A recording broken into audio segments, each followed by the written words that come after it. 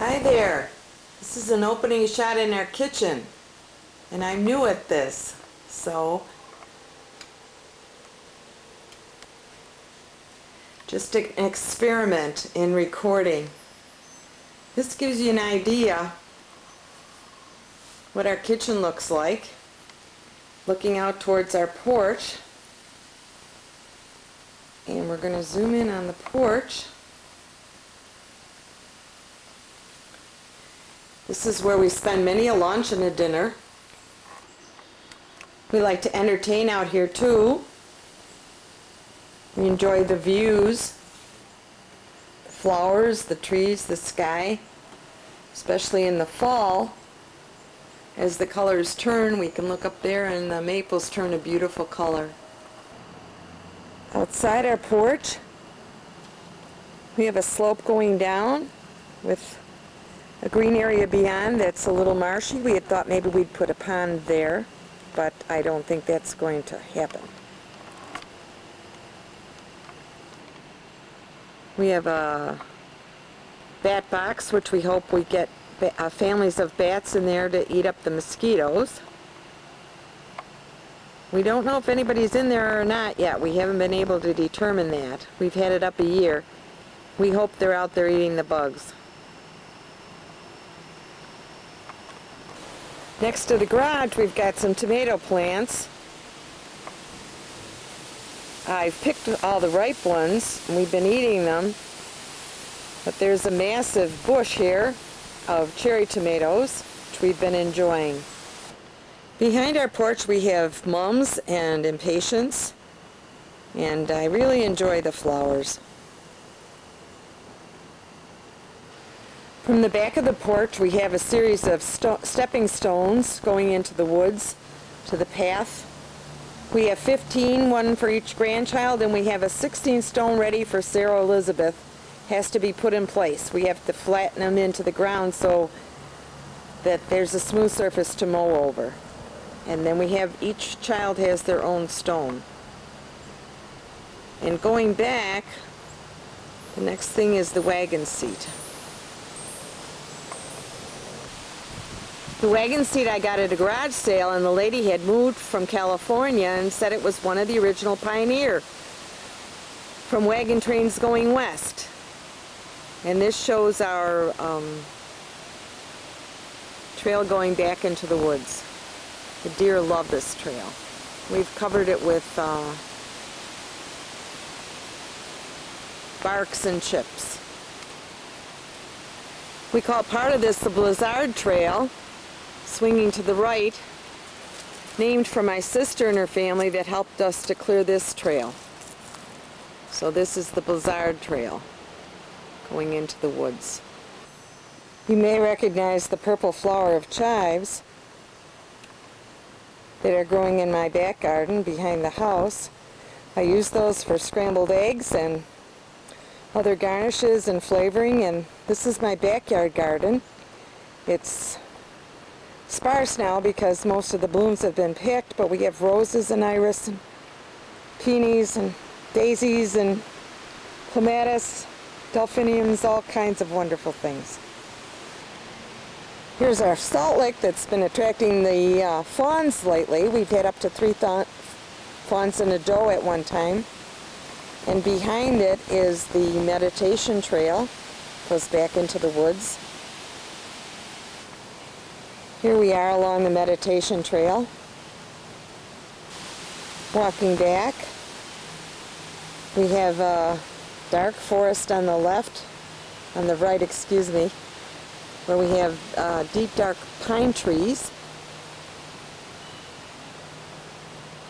And then on the right, we have deciduous trees, so it's much lighter and brighter. It's quite lovely. Both areas are quite lovely. Coming along the meditation trail, a little further back, we come to a spot where we have started a tree house. Just see what's beginning of it through the woods here. Kathy and Paul helped, and a carpenter friend of Paul's, and if we put it up 6 feet high. So far we just have a deck in the woods, but it's very sturdy, and we're hoping to put a railing up above it and maybe a tarp roof and let the kids sleep out here, and we're going to have a climbing ladder, and Kathy's put a fireman's pole. The fireman's pole is for them to grab on and slide down to the ground. So that should be fun for them to do. And it can be seen, you can see through to the house, but we can't see back here, so it gives them a little bit of seclusion and privacy if the kids want to come back here. We think it's going to be great when it's finished. It changed a little bit, but not much, not yet.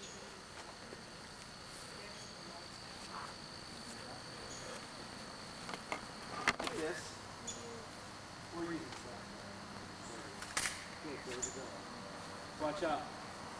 Watch out, Papa Jim. Josh was going to shoot. Josh, we got to take the safety out. Okay. Stop. Put the red dot right in the middle.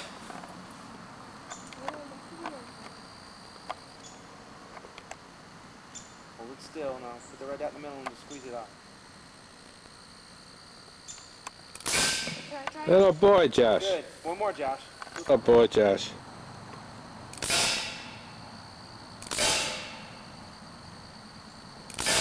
Good going. Don't walk in front until Josh was done shooting. See, here's it's up there.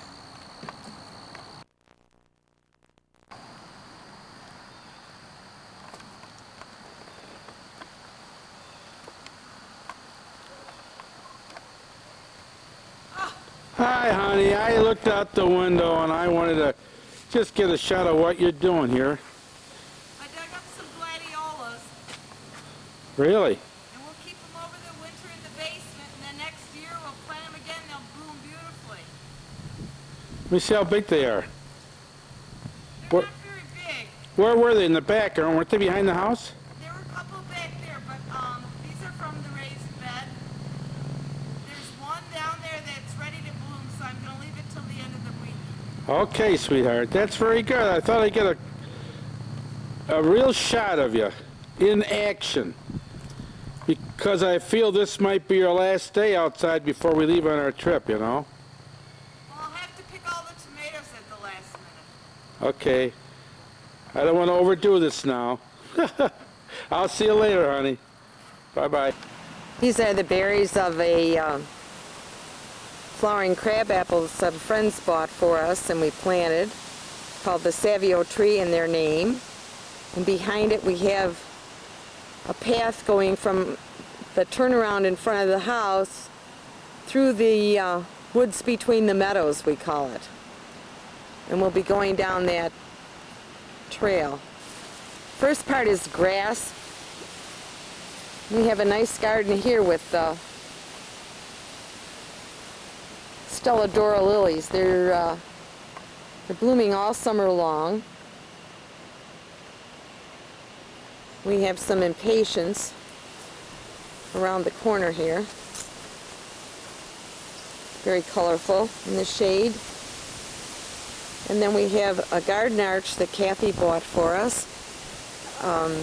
Doesn't show up too clearly because it doesn't have anything growing on it yet, but I have some vines and roses planted at the base.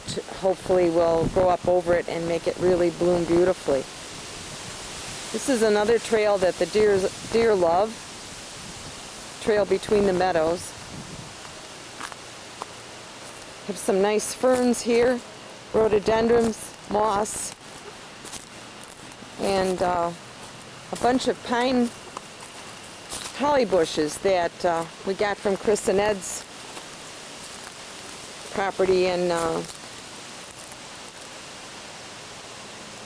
Maryland. Bright green leaves. We have about 25 of them, and we're hoping they'll grow to be nice big bushes here. Ferns and mosses. I love the ferns in the shade. Coming out of this trail towards the first meadow, we have Paul's camper we've been keeping for him, storing here for him when he isn't using it. And right in front of it, we have our campfire site where we have lots of family campfires and sing-alongs. And behind it is the volleyball net, which we like to play volleyball. We have family games here. And beyond that is are the horseshoe pits. I don't think you can see them from here. From the volleyball net, we're coming over towards the side of the property, and here's where the horseshoe pits are, and then the border of shrubbery and woods over to where our neighbor is. A nice lady who's 87 years young and full of life. Just beyond the volleyball net, we have my vegetable and fruit garden. It's late in the season, but I was able to harvest carrots and tomatoes and onions. Had some nice crop of blueberries through the summer and some red raspberries there. We have a few Concord grape vines, and we have a few, whoops, sorry about that. We have a few Lake Niagara, and we've just moved them so they aren't producing well, but we're hoping next year they'll be more established. We'll have tons of grapes. We have some nice white pines on the property. We're very pleased with them. They're nice soft needle, and this is going out of our driveway. Coming around here, we have a beautiful rhododendron, which has lovely, lovely lavender flowers in the spring. It's just filled with huge blossoms. And some nice fall color here. Behind this pretty little maple is magnolia that the kids bought for us. And that has lovely flowers in the spring. I remember Jerry and Joe planted one in Hobby Lane in front of their house. And here we have a Kuza dogwood. Has lovely cream blossoms in the spring, and of course the gorgeous fall color. And behind is our stream that we hand dug. We love our stream. We did it as utility initially, of course, to take care of the surface water that was all over the property, all over the surfaces everywhere. And we enjoy it now with the frogs and toads and the sound of the running water, and of course it makes a lovely path when you're walking along here.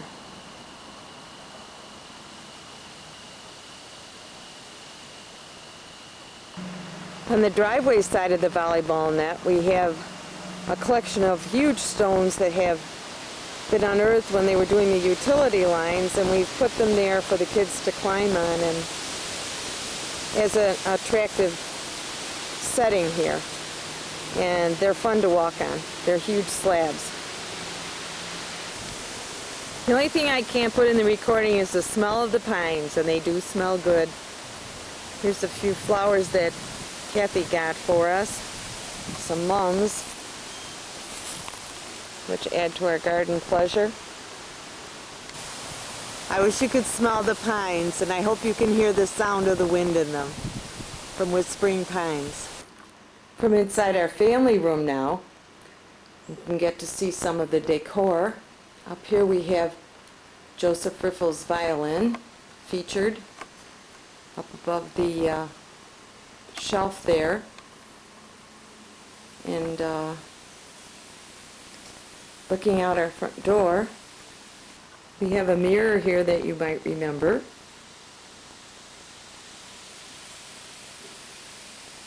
And we have a few of my snapdragons still in bloom. From the other side of the family room, you can look out the windows and you'll see my beautiful Japanese maple with the vinca below. I just love the way it's red all year long. In our bedroom, we have the lovely quilt that Karen and Tony bought for us in Korea when they were in Guam. I'm looking out the window here at the window seat. You can see a little bit of the fall color that's just starting. At the bird bath area, we have one very good maple tree. Nice color here. Look who's in Nancy's garden. I'll be darned. See if we can get a little bit of a close-up here.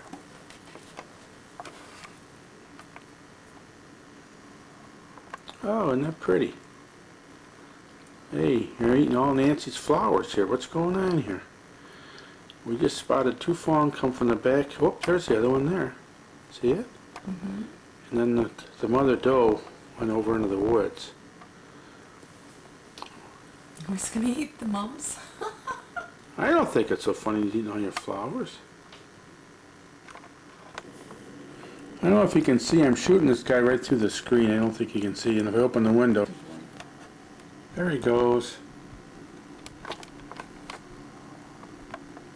There they go, down, hippity hop, down in the first meadow. That's kind of nice. I think we get part of that. It's off, isn't it? Here you can see some beautiful fall color now, and best part of it is that we can see it right from our porch, which is really nice.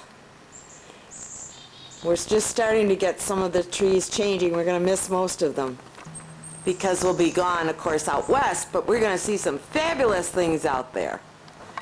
But we do have some fabulous color here, and we are enjoying it as much as we can before we leave. Here we've got a beautiful gold tree. Lovely. And we're fortunate to be able to have a small maple over here too that has some lovely color. It's one of our favorite little twisted trees that has a pleasing shape. Here's a lovely gold, and just to the left of it there's a nice pine tree where I saw two large birds. I think they were hawks. There's a dogwood here, which is lovely. It's a spring flowering tree, young tree. It has a lovely maroon color. And then just to the right of it we have the magnolia, which is spring blooming, and then our lovely maple here. Very, very nice golden color, tall, stately young tree. The entrance or the exit of our driveway going out to Jewett Homewood. The vegetable garden. And we have some fall color coming in here. Some beautiful maples. Lovely color. We do enjoy it. And then of course the dark of the beautiful white pines. And that looks up towards our house. And there's Jim coming down towards us. He loves coming down the driveway. He loves being outside, walking around, enjoying the beautiful fall color. Up over the house we have some nice golds and reds also. Well, here we are in Chicago. This station was built in 1925, and it is impressive. Yes, it is. Whoops. There's a beautiful lampstand here. Gold. Lovely. There's a bunch of them in a row, actually. And they're quite massive. And the columns. Yes, it's very impressive. And here we see someone that we recognize. Looking for the train trip away. This is very impressive, yes, and immense. Yes. And the skylight too. Very nice.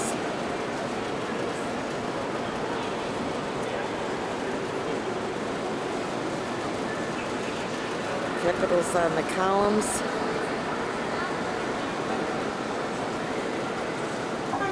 Okay, here's Jim on the viewing car here, the dome car. It's really nice. See right out the windows. Very beautiful. Stockyards here. And in the distance, see. But there's only Just see the mountains in the distance. It's exciting.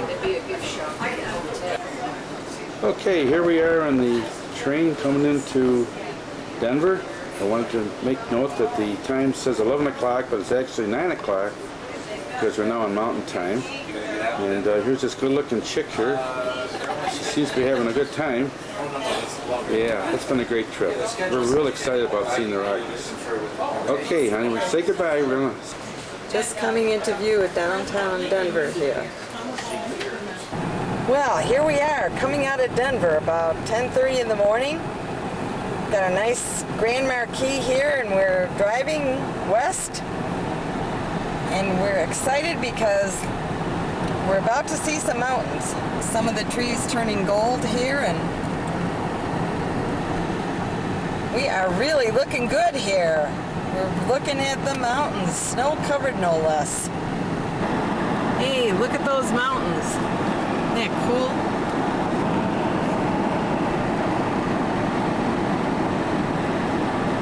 Yeah.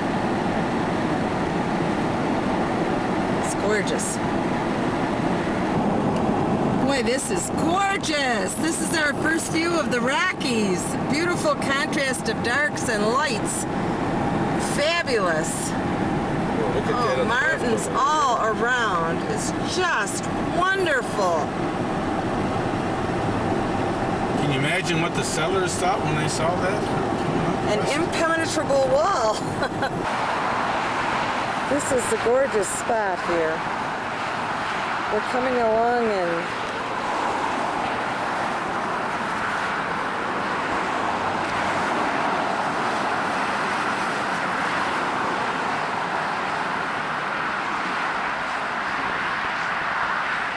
Blue Mountain and El Dorado Mountain.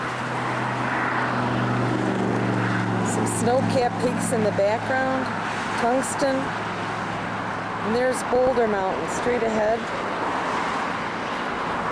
Can't really make it out. It's quite in the clouds there. Beautiful. The range goes all the way around. We're just a few minutes out of Denver, and man, oh man, are there mountains. Wait, start. Okay, start, honey. Okay. We just left Denver about 20 miles ago. We're almost to Boulder. It's just fantastic out here.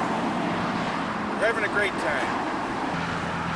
This is great. I love the mountains, and we were so excited when we had the train coming into Denver. We could see it for the first time. Everybody was smiling at me because I was so excited. Okay. We just passed through Boulder, and they had beautiful berms and nice plantings all along the main area, screening the shopping areas. Very nicely done. And now we're in Lyons, Colorado. A lot of red stone around here, and they cut it into slabs, and they have stone places everywhere with red stones for sale. Lyons, Colorado. Beautiful red rocks. Yeah, I am. Lyons, it's really impressive here. How do you like that mountain? We just went over a beautiful brook. Wow, that is something. Man, oh man, look at that. This is fabulous. This is what we came for. All right, Rocky Mountain High. Oh, look at that. That's Wow. beautiful, isn't it? Whoops, truck went by. This is gorgeous. It's pretty. I don't know the names of these mountains, but they sure are beautiful. That's nice. Look at that.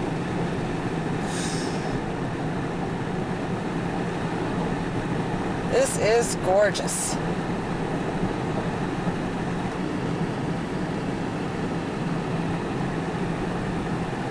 Sensational, isn't it? All right. That might be Boulder Mountain right there, but I'm not sure of the names, but breathtaking views.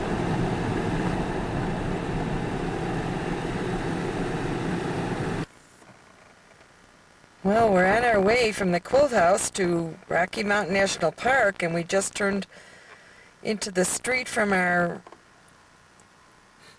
bed and breakfast, and what do we see but elk nibbling on somebody's front bushes here and trees. Just meandering along the road here, enjoying the brush.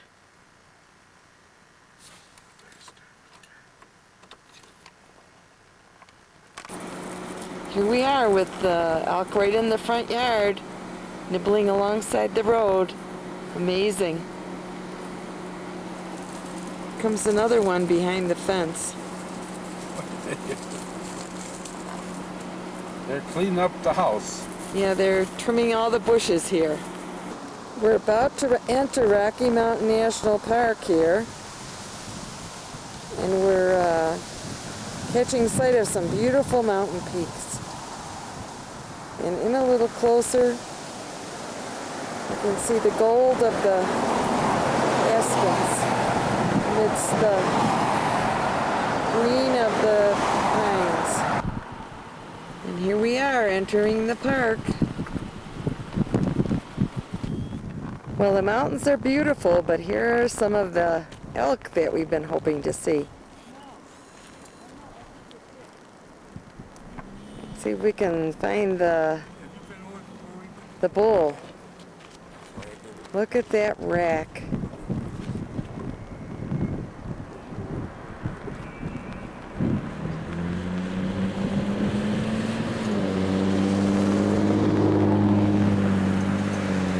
I don't know how many you count here.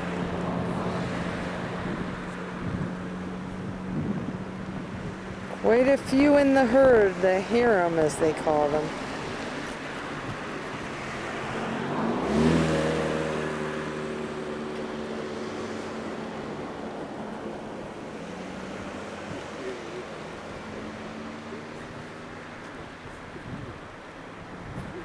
Apparently this is the mating season, and then an 8.5 or 9 months they have the babies after the worst of winter is over.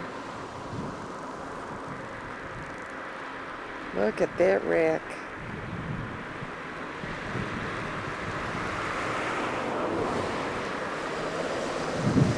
Beautiful.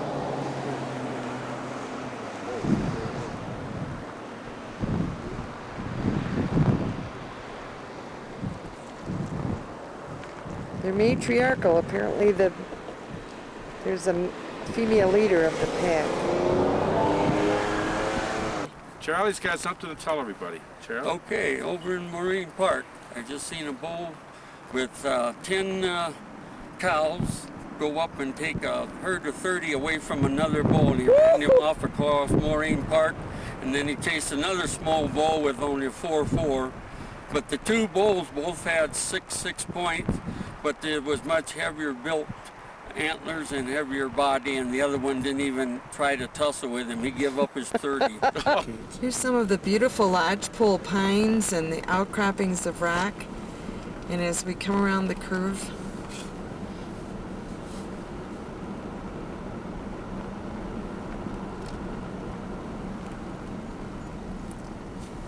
the Rocky Mountains. Isn't this something? Fabulous. And a gorgeous day besides. Beautiful weather.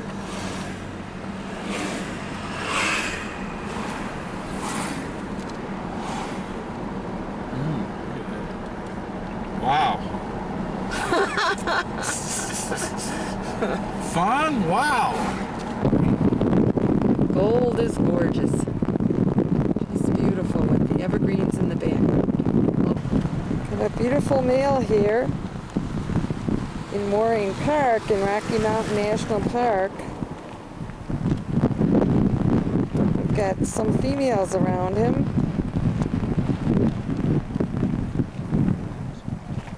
I wonder if that What else one do we cow was have the in- matriarch, honey. Oh no. Did you see she was looking around? She's standing Yes. up. Everybody else is down. Yes. Well, most of them are down. A beautiful mountain stream here. Wow, look at them right in the water.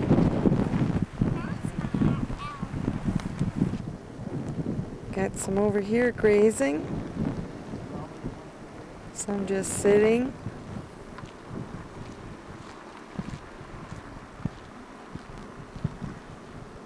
Some right in the water. Look at that.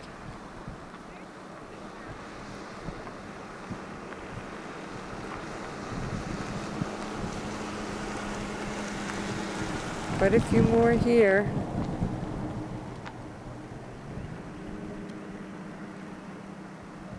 What a sight. Well, we were hoping to see out. He was just bugling a moment ago. I hope he'll do it again. We've got photographers waiting here to see if the elk are going to bugle, and of course the elk are right there.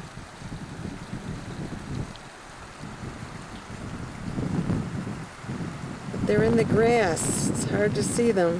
Where did we count, honey? Reclining. There must be 35 or 40. But right now they're resting. There's, of course, the male with the antlers. There's a lot of them. And of course, above all this, we have the beauty of the mountains themselves.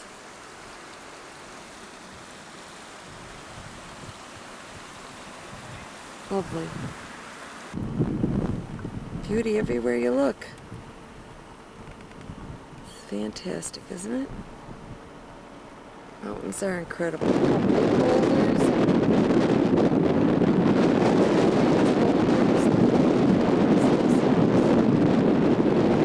Outstanding. Just outstanding.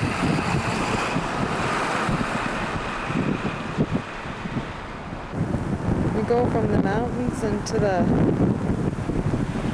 wildlife again, and we've got, I can't tell if you can see this black and white bird.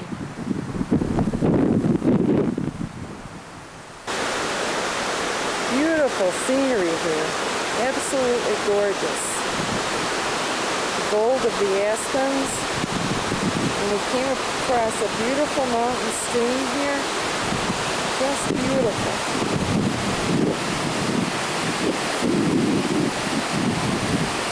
Water is really rushing through.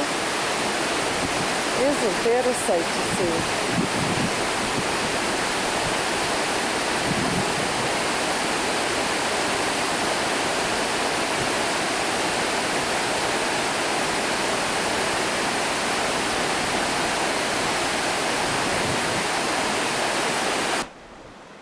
Jim and the park ranger at Sprague. Lovely place. Sprague Lake.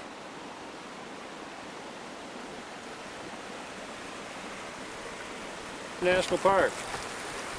There you go, Joe. You're Thank you very much. We're at Sprague Lake, and we're filming some greenback cutthroat trouts lining up for their spawning activity. Pretty exciting. Good time of year to be here. Not too many visitors. Beautiful fall colors. Gorgeous. We're blessed to be here. Yes. It's our first day here ever. Now, I'm sorry, did you say there?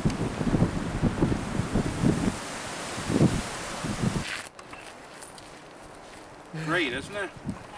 Yes, it sure is. Nice place I got here. Well, Nancy said she'd give me a crack at this. This is called Sprague Lake. We're going to walk around it. It's a half-mile walk. That's what Joe the ranger said. And he's a park ranger, not a forest ranger. Paul, I saw a loon over here before. Mom spotted it, actually. I'm going to try to pick him up. Do you see him, Nancy, if he's over just coming in. It looks like a duck. there? Oh, it's a duck. Well, Paul, we do know the difference between a duck and a loon, but from a distance we weren't sure what it was. Yeah, it's just a simple old duck. Henry the Duck. I think I zoomed that much too fast. Okay, I just thought I would kind of get a little shot of Sprague Lake.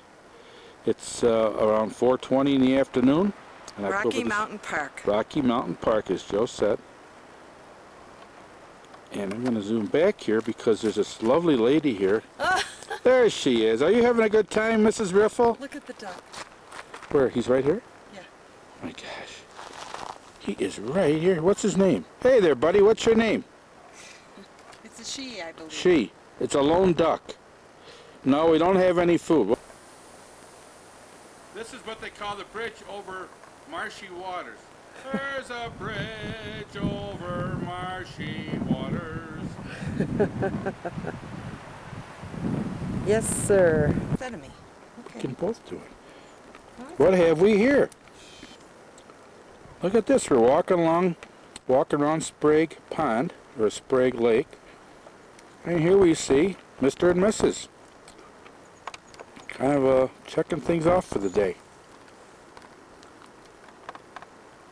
There he is. Oh, and it's perfect weather. It's gorgeous weather. I thought I would take one last look at this beautiful property here, this beautiful land at Sprague Lake. The sun is hitting the mountains and the water just so. It's just wonderful. It's so relaxing and peaceful. Nice breeze, about 72 degrees. There you go. I'm coming in slow, dear. There you go. Here we're on the road to Bear Lake. Just beautiful. Just beautiful color. Sheer Mountain Cliff.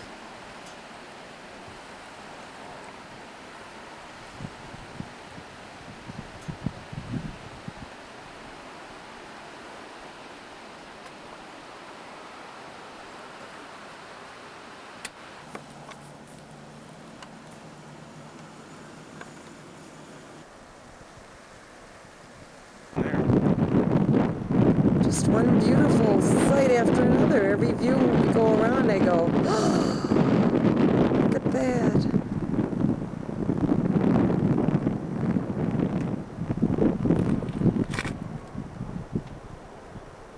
The range is gorgeous from one side to the other.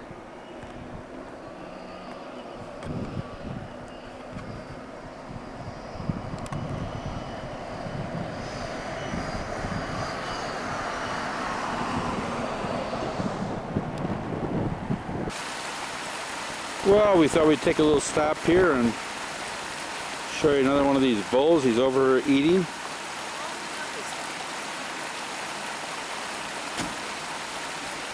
Look at the size of him. They say that these bulls weigh around 750 pounds. They live to about the age of 20 years. Their average harem, get this, is 35 to 40 cows. How do you like that? Ooh, look at that. Isn't that majestic? Okay, we're going down a little further.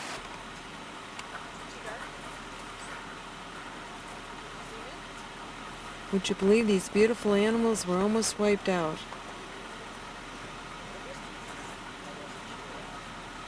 They had to bring them from another park, Jimmy, right? Yeah, from another state, I believe it was. I think they brought them in from Wyoming, I'm not sure. But there's about 49 of them in the, well, they trucked them down here in 1913. 49 of them. Now there's 3,800 of them.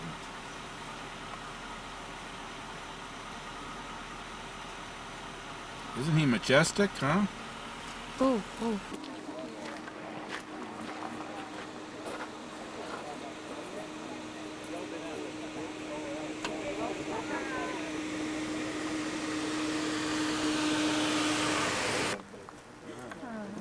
but he said he got out and they had this bee bottom and said everything was like it. He You're said, not going to raise a bee bottom out here, are you? You know, because they were one of those different ones. What he did, he put a plate out on the side where the car claimed motor he runs about 700 horsepower. And he said that if it's a regular V-bottom, when you put the car to it, turn the boat over the side. So he put a plate on it. Told the driver to go there and be out running. Yeah. He said he's there till we get started. I guess time 6 weeks out there, we'll go back. But that KK, Sit down a little bit.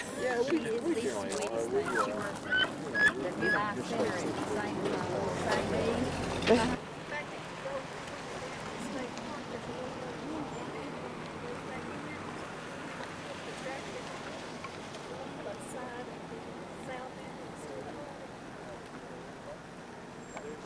He's herding the females, keeping the group together.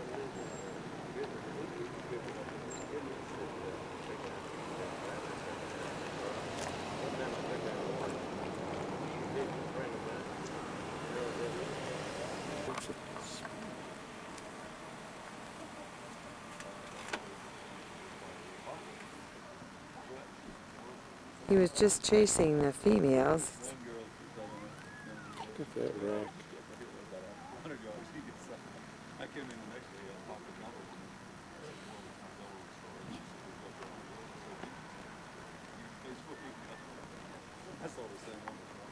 Okay, well, yeah, we have, Wait a minute, your name is Gordon Goff? my name is Gordon Goff. I'm a volunteer. I come out one night a week, normally, sometimes two. We have about 12 volunteers out here every night during the elk rut. And to keep the people and the elk separated so we don't have conflicts. And we have about 3,400 elk in this area, Estes Park and this side of the national park.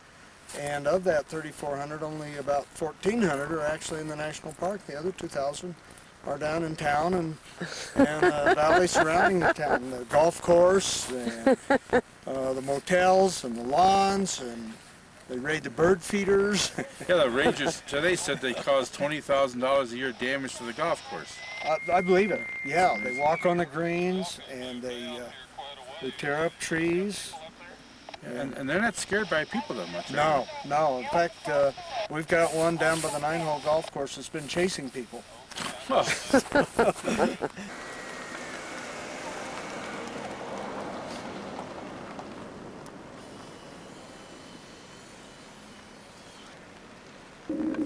Fabulous sky, the mountains, clouds, the moon, and look at the sunset. Isn't that something?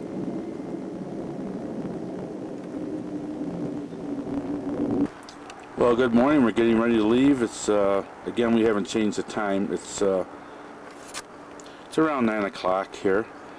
I wanted to take a shot of where we're staying before we leave. This is from the roof, or I'm sorry, from the porch of our bed and breakfast. And that rock formation there is called the Two Owls. And then we come across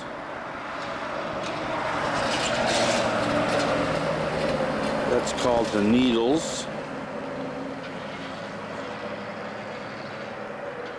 That's what they call the Green Mount.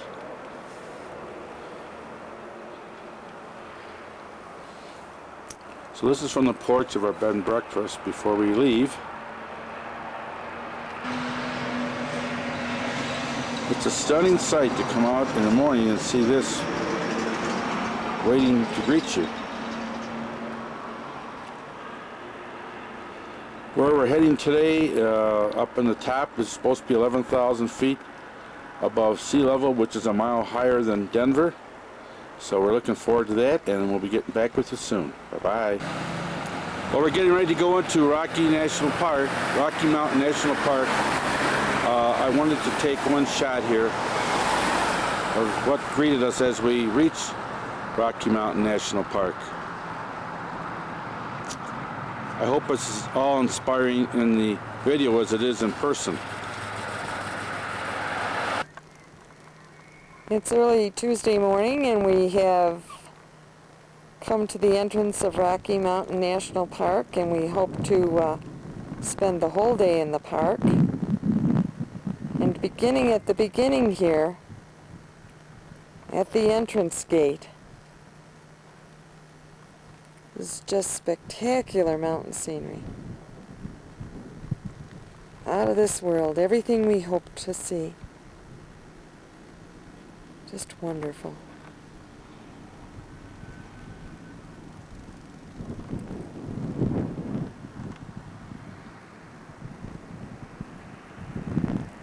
We're learning the names of some of the ridges and peaks, but we haven't learned them yet. From the evergreens in the rocks here, looking over towards the golden aspens. Very nice picture here. And then you can see the mountains. It's just incredible.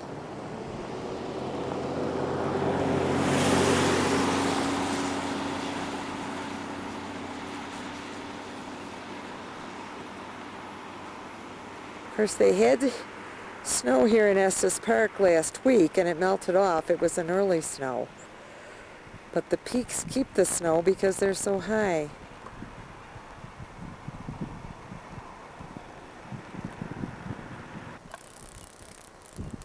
Here's some fluttering of birds or something up here. Not sure what it is. This is right above where we've stopped to take pictures of the mountains on the other side of the road. Here in Rocky Mountain National Park, we're at the intersection of 36 and 34. We're going to go a short ways up Trail Ridge Road. These mountains are so gray because they're above the timberline, which means nothing grows up there except alpine plants, and similar to Alaska and the tundra in Siberia. So the trees don't grow up that high. We're blessed by gorgeous weather today. It's beautiful. Oops. Just beautiful. Here's Jim enjoying the... Hey, how you doing out there? It's great. It's windy up here, and the aspens do tremble in the wind. We're looking here at a vast expanse.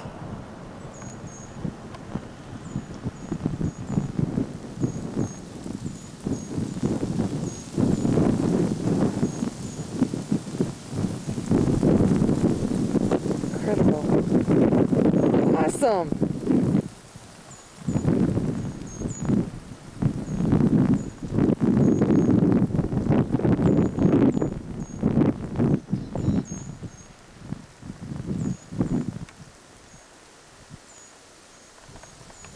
There's Jim reading the park information and enjoying the view.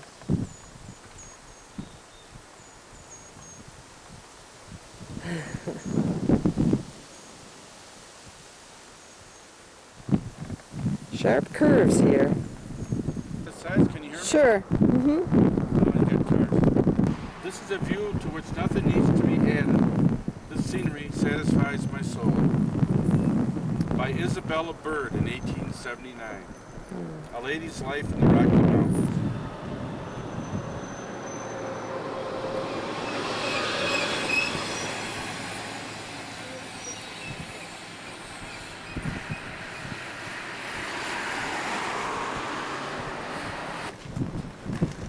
It was about 11:15 when we left Grand Lake, and it's 12:30. 11:30. Of course, you might be driving in a little snow. It's 11:30 now. It was so? yeah, about 45 minutes. Oh, I bet it's melted by now. I think. But It's gonna come around here pretty soon. We kept watching it like this, and then all of a sudden it just came. Yeah. So we're at Rainbow Curve, and we He's on his figure about 10,000 feet high. Well, I think they would even get up here. Hello. Got a chipmunk here looking for food. running on the rocks. These are some of the roads that we came up the mountain on. That comes back through where we was yesterday. Pretty bird here.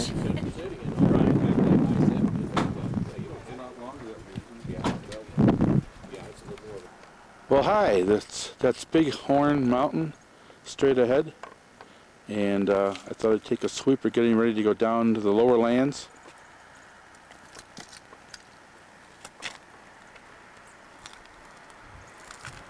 How do you get all this on tape, you know? Yeah, we've just come down for Rainbow Curve, about 8 miles down the road here now. We're heading for West Horseshoe Park. At the Rainbow Curve up there at the top, it was only 8 miles away, but we were about 11,000 feet above sea level. It was really kind of scary up there.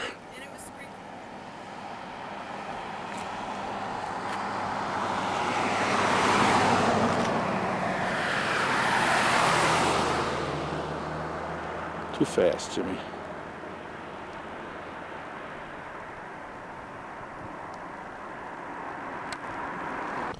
Oh, we're so glad the weather cleared up. When we were up at the top there at Rainbow Curve, it started to snow. This is called Needles. There are 3 mountains that come together and they call them Needles. And just wanted to get that on tape for you. Now the sun is out. That's great. Okay, talk to you soon.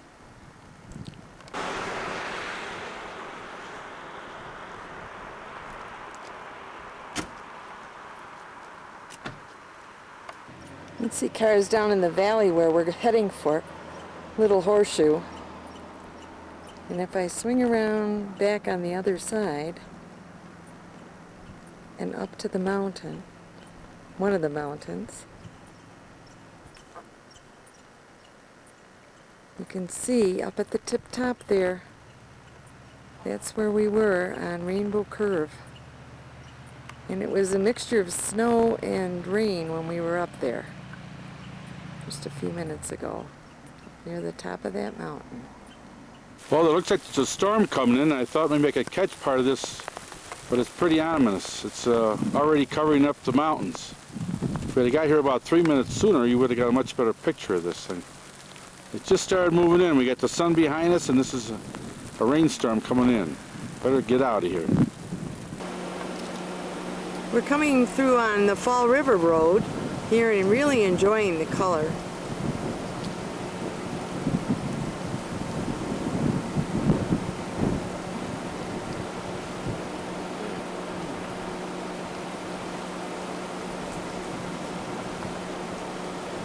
And the sun is shining down here, even though it's sprinkling. But up there we just saw lightning. Yeah.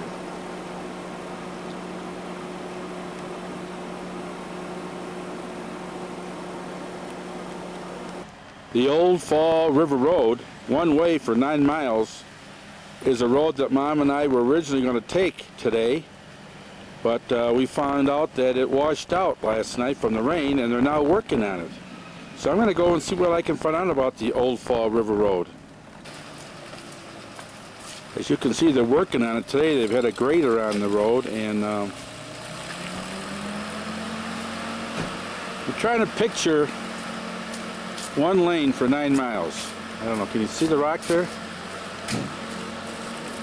One side. This one. It's recording. This is the entrance to the Old Fall River Road. Okay. It was originally constructed in about 1919 with prison labor. Uh-huh. It's 9.2 miles from here, and it dead ends up at the Alpine Visitor Center. And today we're working on the road due to the fact that we had some storm damage on it last week. Uh-huh. And we had snow today at 10,500 feet. 24,000 vehicles travel this road from July 4th through the end of September. 24,000? 24,000. How many have you lost? None. That's amazing. No. And that's about it. Oh, that's very good. Thank you very much. Timberline is at the 6 mile marker. where there's no timber around you, and it's a big basin. It's beautiful up there. Uh-huh. And, this time of year, there's We're on the Fall River Road, the part that's passable that still hasn't been closed. And here's part of the Fall River here. And what I'm standing on is a road above a huge rock slide called an alluvial fan because a dam broke upriver and plowed through this narrows and came rushing down here with all these huge, immense boulders. And the fishing must be good here. Looks like.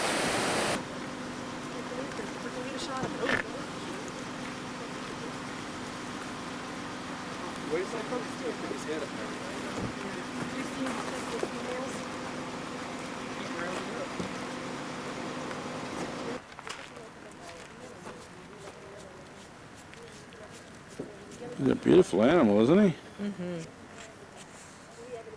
Oh, that's nice, yeah. Look at that rack, huh?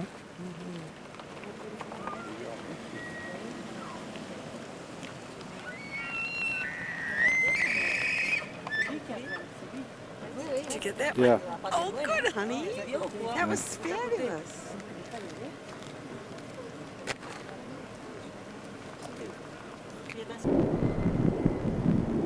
Here's a bunch of cows. I'm going to try to zoom in on the bull, see if you can see him. There he is. See him? I don't know if you can see him too well. My camera's jerking around here a little bit. Sorry. There he is.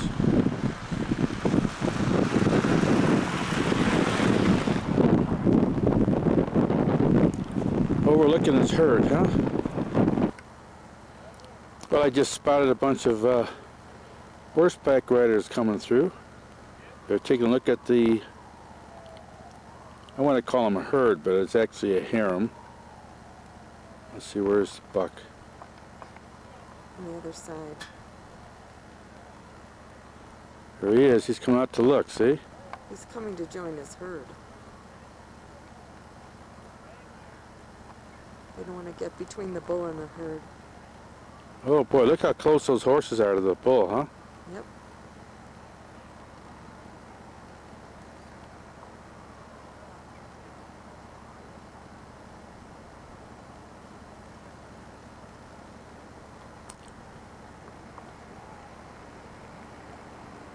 There he is.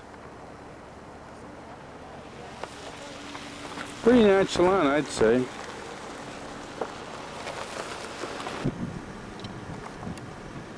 Well, we just came upon this harem of elk, and there is the big cheese right over here.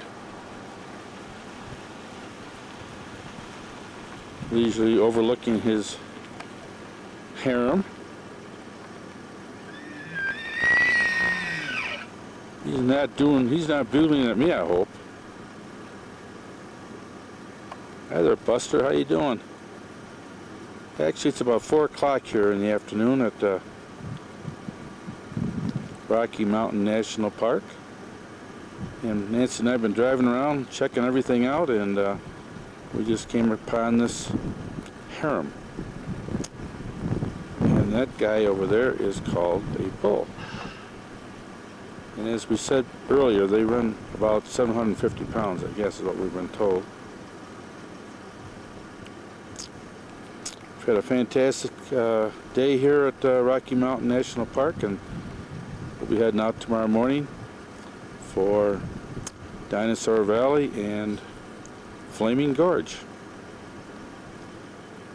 Earlier today we were up on top of the Rockies. We were up there over 10,000 feet, and it was a little scary at times.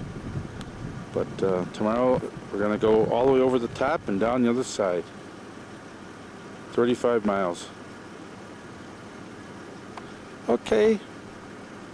That's about it for now. See you later. Bye-bye.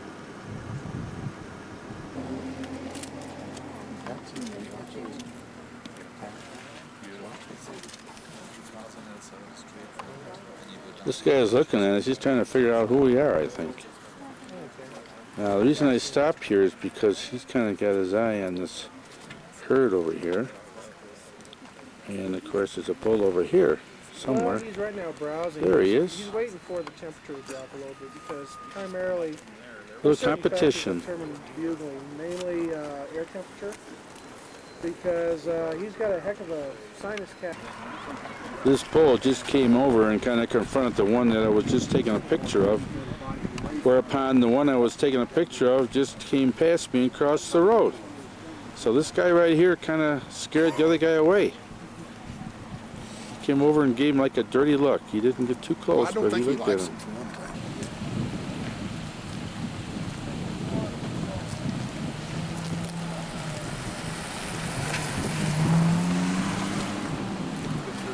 There he goes.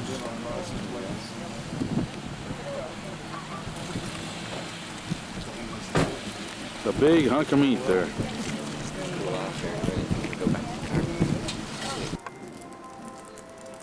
Well, we just found a placemat that tries to capture some of this beauty, and here we are, trying to get it on camera. And I think we've got the rainbow. Isn't that something? You see him at the bottom? Yep. It's Wednesday, October 4th. Yep, 7:30 in the morning.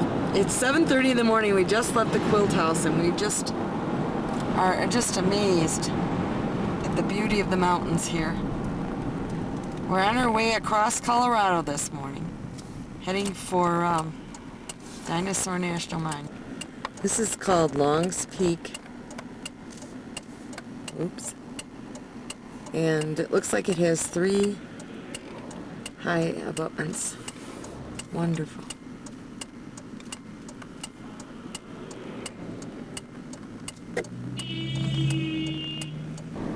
We've come into an area where we're up in the clouds. The mist is actually, the clouds are up here with us. We're in the mountains and the clouds are here with us. It's amazing. Yep. We thought we'd be driving through a cloud on the road for a minute there. Came around the corner and it's the morning mist gathering on the crests of the hills. You can hear the sound of the rushing mountain stream here. And as we turn the bend,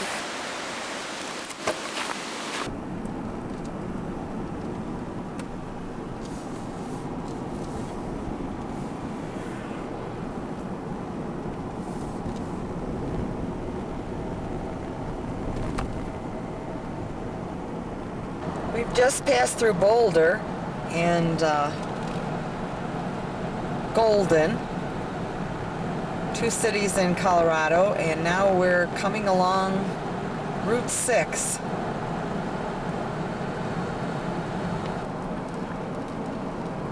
Swinging around all these curves. There are signs asking us to watch for fallen rocks, but we don't know what we would do if we saw them coming. Cars are whipping around that curve.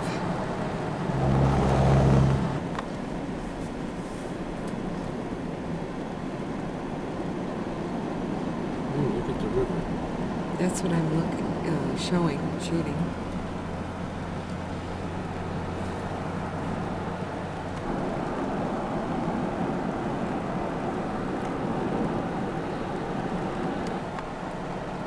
This is tunnel number 2.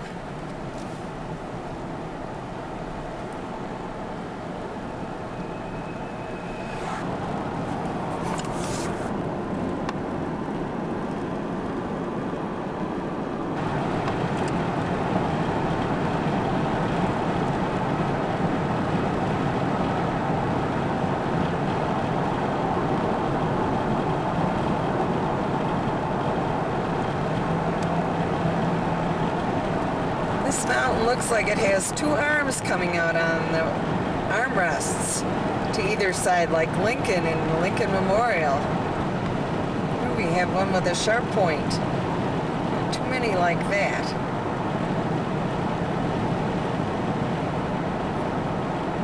That's the side too.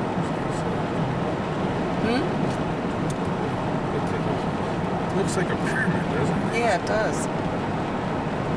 Ooh, look at that. Right. To the right of it, see it? Yep, there's ice up there from October to June at least. And they said, the ranger said one of the comical questions they get asked is, in July someone said, what's that white stuff up on the top of the mountains?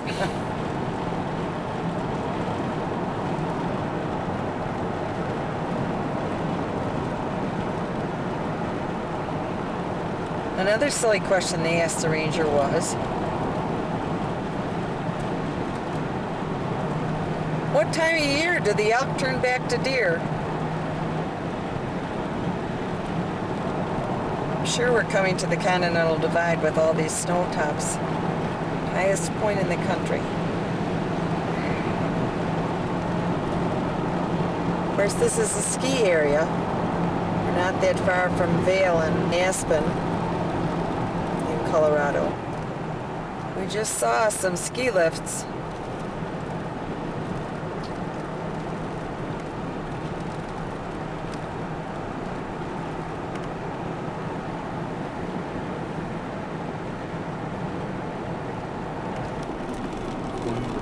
Well, 2-mile tunnel. When you're in the mountains, sometimes there's tunnels, and this one's 2 miles long. Coming out of the tunnel, whoa! Steep grade for 8 miles. Leave it on for a bit, honey. You can leave it on for a bit. Okay.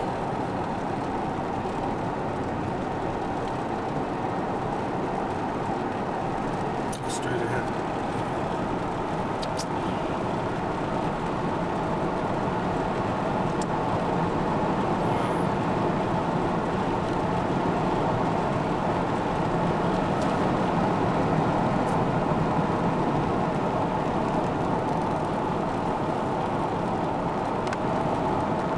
7% grade, pretty steep.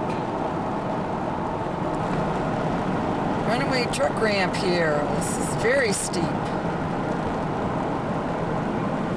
Helicopters? Got everything here.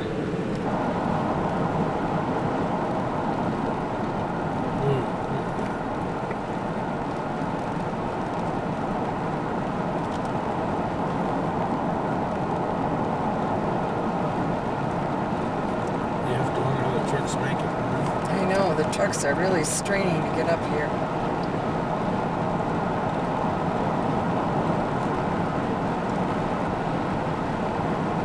There's a motorhome over there that couldn't make it. They were stopped.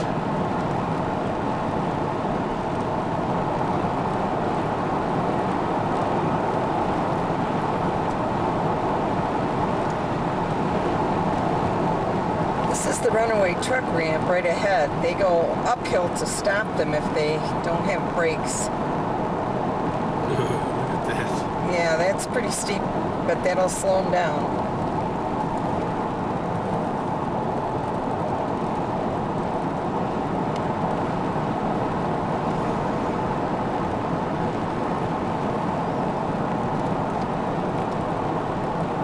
Our ears are all plugged up, but that's okay.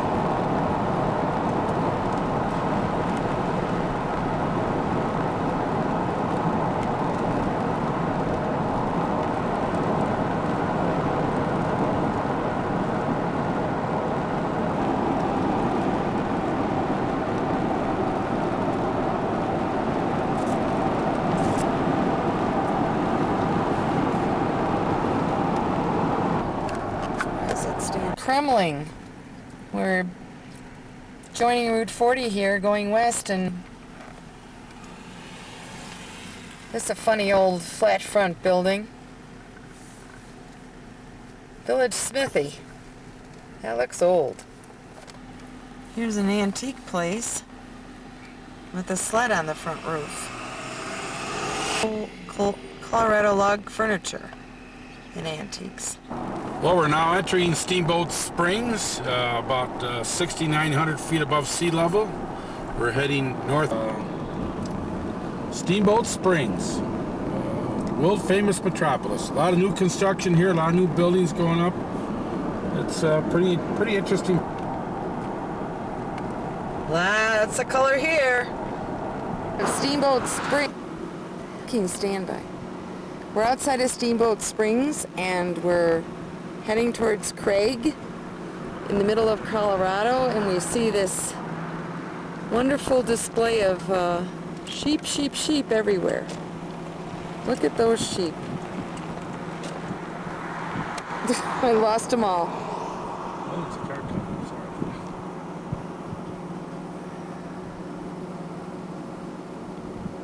Sorry. Man, oh man, there are quite a few.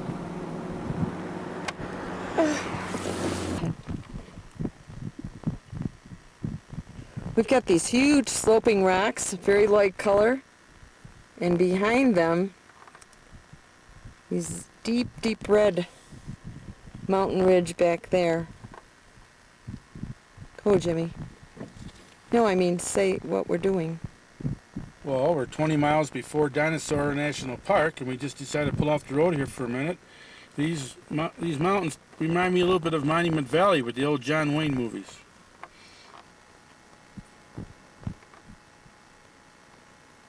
We are approaching Dinosaur National Monument, Canyon area. Whoops, the bar is right in the way, Jimmy. Let's see what it says. National Park Service, I guess that's it.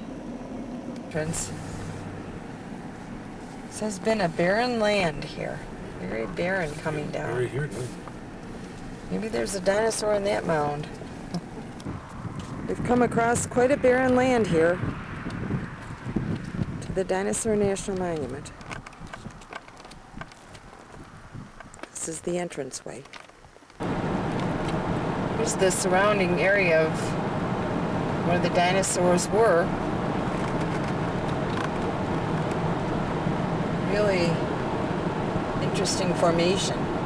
Massive, huh? It almost looks like some of the mountains in Hawaii, the lava-shaped mountains. From the vehicles in the picture, you can see the humongous size of them.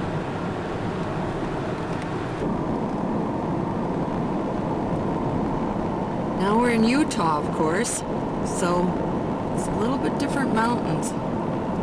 Much different. Instead of the barren, scrubby brush that we've been seeing, all that gray-brown, deserty looking stuff. These look like sand, kind of a yellowy color. Wow. Very unusual shapes. And of course, as we get over further, then it's rock. Very distinctive, though. Dinosaur Quarry sign. See it, huh? Right here. There we go, Dinosaur Quarry. That's where Gift we're. shop. That's where we're heading. Oh, look at that. Look at that map. Isn't that something? Very unusual. Look at up ahead, though. Looks like sand close up.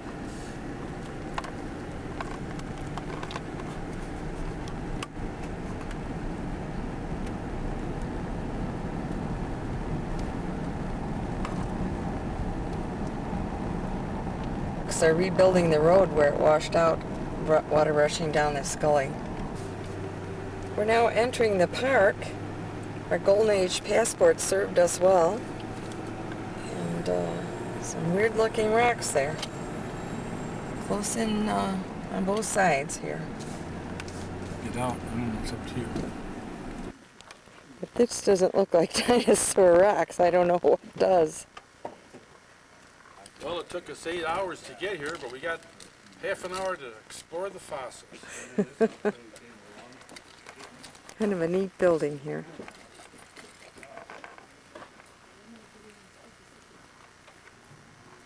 This is inside the quarry center.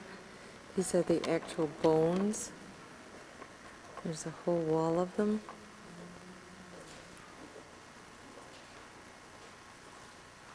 Incredible.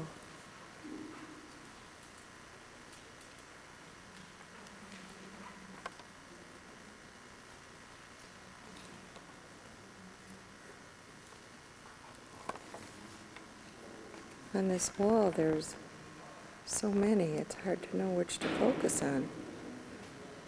Some say 2,000, some say over 1,600 bones here. I don't know. It's pretty impressive.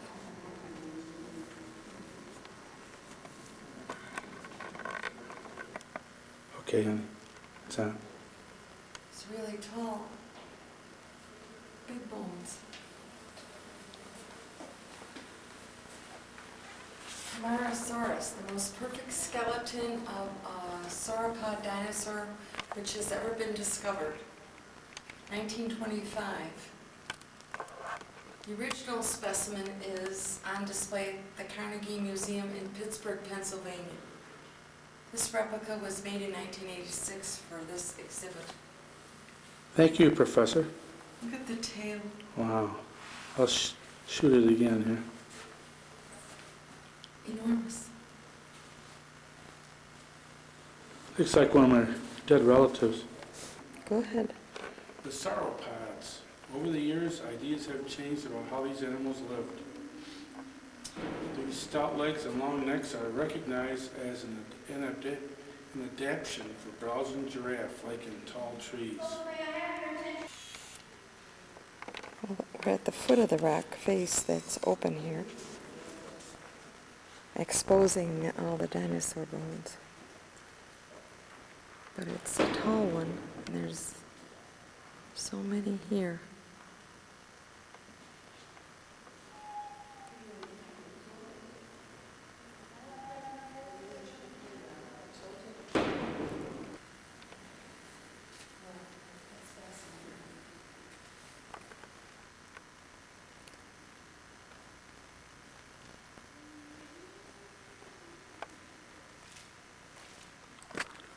Well, hi, can't you just see the dinosaurs coming up that river there?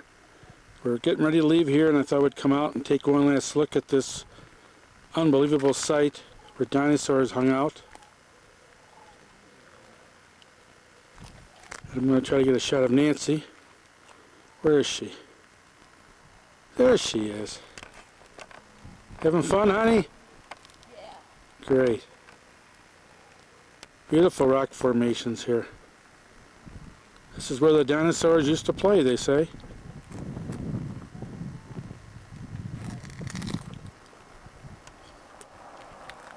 And that's the river that most of the bodies ended up getting washed down right to this point.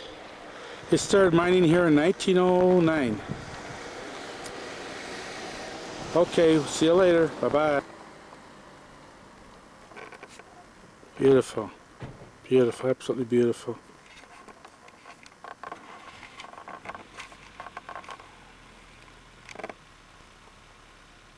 These are employees' buildings at the dinosaur quarry where we just came out through these very strange looking rock formations.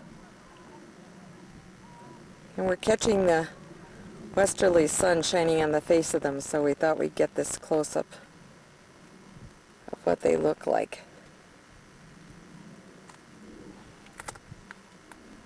We're going to be driving through the campgrounds that they have here.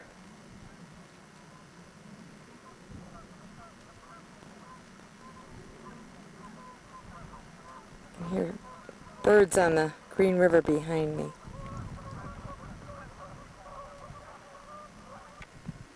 Well, as we drive further into Dinosaur Monument, we thought we'd share with you these rock formations and colors, which are very, very unique, and each has its own beautiful look.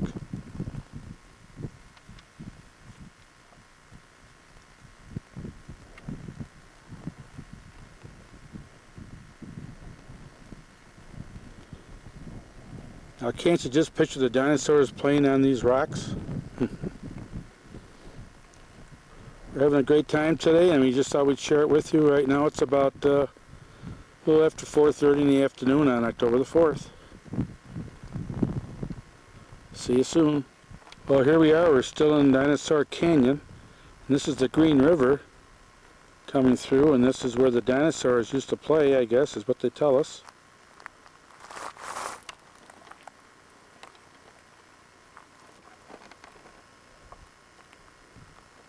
I hope we can catch this for you on film because it is really all inspiring to see it in the reel.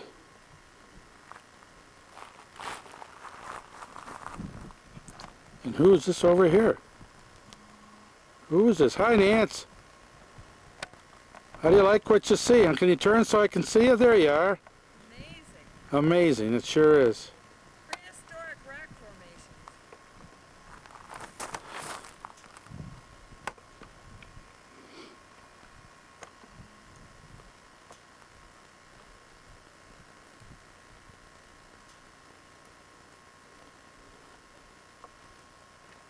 We have the Green River going through the Split Mountains. The Green River is where we're going to be staying at another place on the Green River tonight, but just to give you an idea of the size of this rock above these people's heads.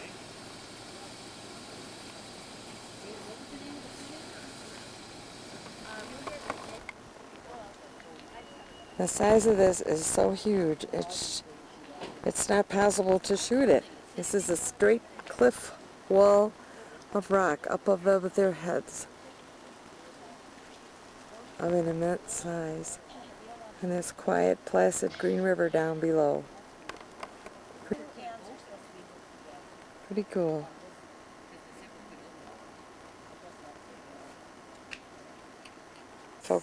Looks like these folks have had a nice time on this beautiful river.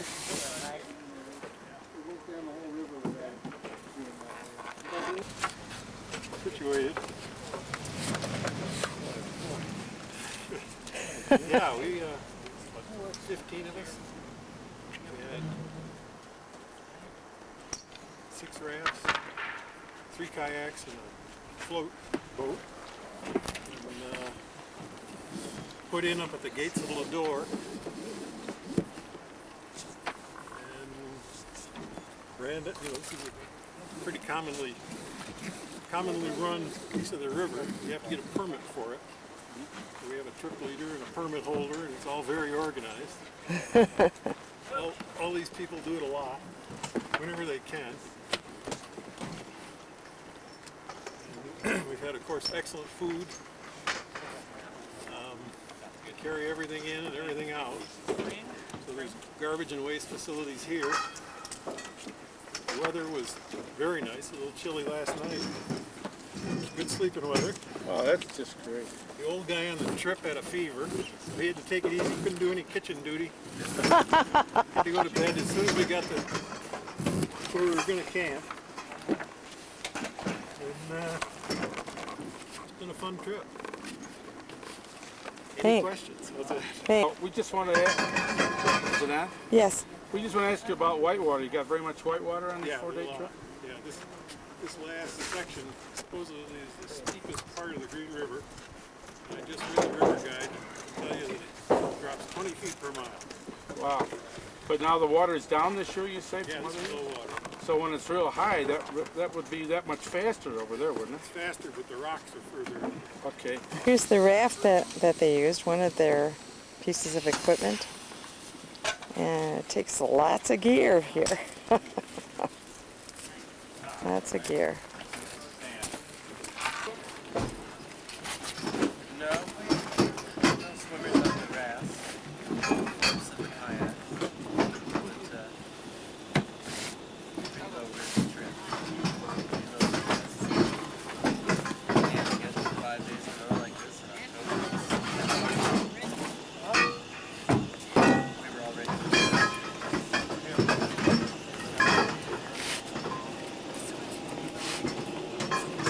The rocks are interesting here. They're unlike anything I've ever seen.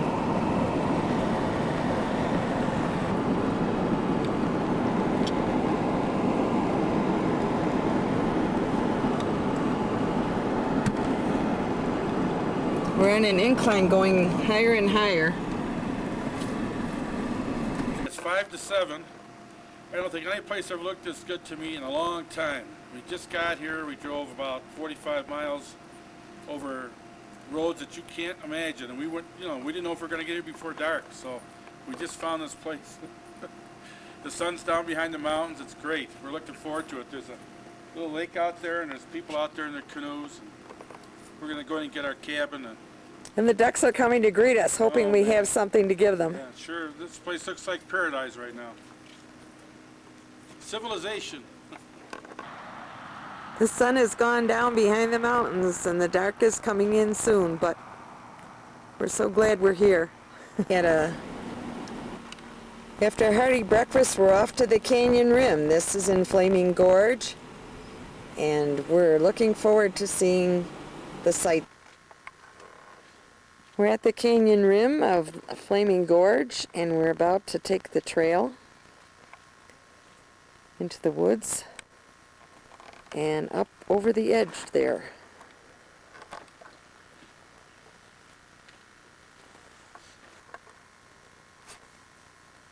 Okay, well, my name is John Wayne here, and I'm out here in the Badlands here, and I'm gonna go over there and look over meander over there and look over the cliff over there. There's about a 2,000-foot drop, and I want to try to take it all in. We're having a great time, and we'll get back to you.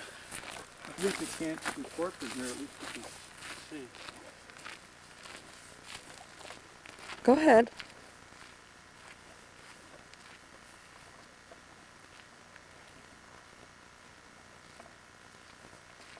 Oh, wow. Woo. Wow. This is awesome. You got to come take a look. There's a Green River down there.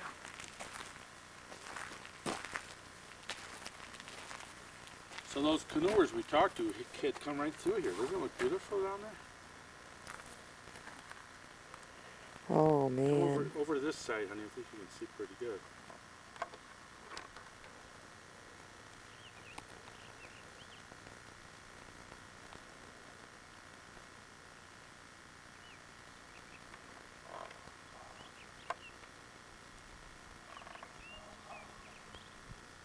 Man, oh man. Flaming Gorge. Okay. The water is so beautiful and still that the mountains are actually reflected in the water of the river. It's gorgeous.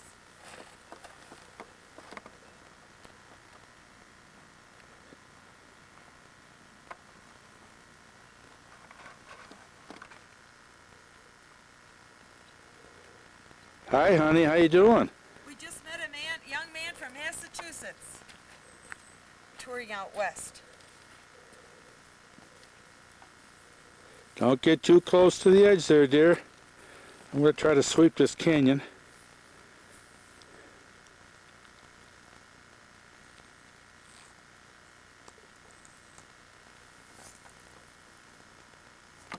Ready? Well, look at this beautiful canyon. I'm just looking down a ways there, just past this pine tree here. And way off in the distance, the Green River flows into the lake. It's called the Green River Lake, I guess. It's beautiful. It's about 90 miles long. It's just a beautiful blue. And it's actually a reservoir. It's been formed by a natural dam. It's a gorgeous day. The sky is about as blue as it could ever get. We're at Red Canyon Overlook at the Visitor Center, and it looks to me like these are some kind of animal tracks. I'm not sure what. The fellow we just saw from Massachusetts said he saw a moose around this area. This is the Red Canyon Overlook still, where we just saw the moose tracks under my feet here. And we're getting a little bit of a panorama. Oh, there's somebody familiar here. Look what I found. What? Driftwood. All right, we can use it in our... It looks like antlers there for a minute. We can use it in our wood stove tonight. Right. Because the nights here get chilly. Let me tell you, Nance, that this drop off here is pretty awesome. Okay. About 8 foot away, but I'm not going near it. All right, I hope not. What can I say? Did you start yet? Yes. I don't know what to say. I'm speechless, and as all of you know, that takes a lot to do to get me to be speechless. We just couldn't have better weather, and the scenery is more than I could have ever expected. I'm approaching where Jim was just standing, and just beyond the rock wall. Wow.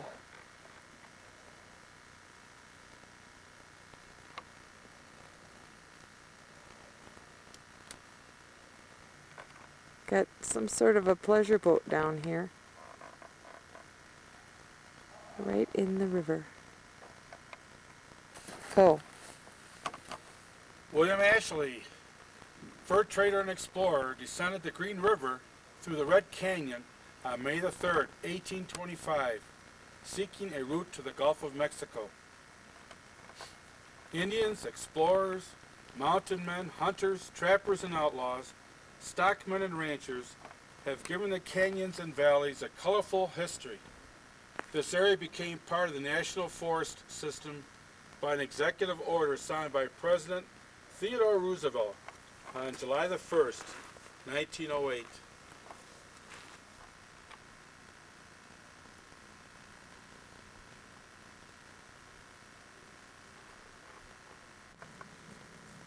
The osprey is a large fish-eating hawk which has a white head and underparts. The osprey population at Flaming Gorge is the largest in Utah. Here we have golden eagles which nest at Flaming Gorge, and bald eagles make this area a winter home. In this fragrant ponderosa pine we have evidence of woodpeckers. They've actually made rows of holes eating the insects out of the tree. Rat-a-tat-tat. I'm standing right on the hiking trail and here's a crevasse going right down. Whoa. See the trees down below beyond it. This is the lodge we're staying at. This is a fishing pond that they have for kids 12 and under. And it is stocked with big fish, they said. Across this little bridge is a nice fishing dock. And that fishing dock was covered with frost this morning. And you can rent boats here and fish. Or boat. This is the front of the lodge. As you can see, they welcome children. And they have a very nice restaurant overlooking the fishing pond and the lake here. And they have good food, reasonable prices, and friendly service. And beyond that are some of the cabins, and our cabin is one of them, right through the woods. There. Well, we just drove 10 miles on a dirt road to a place called Brownie Lake. Nice little stream here, little brook.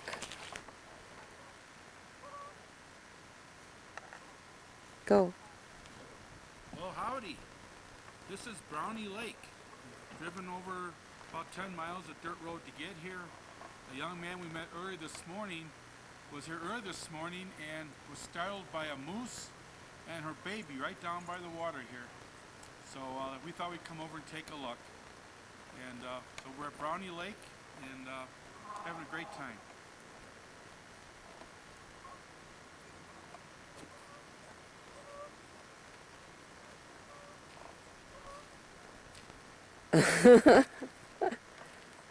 Yeah, man.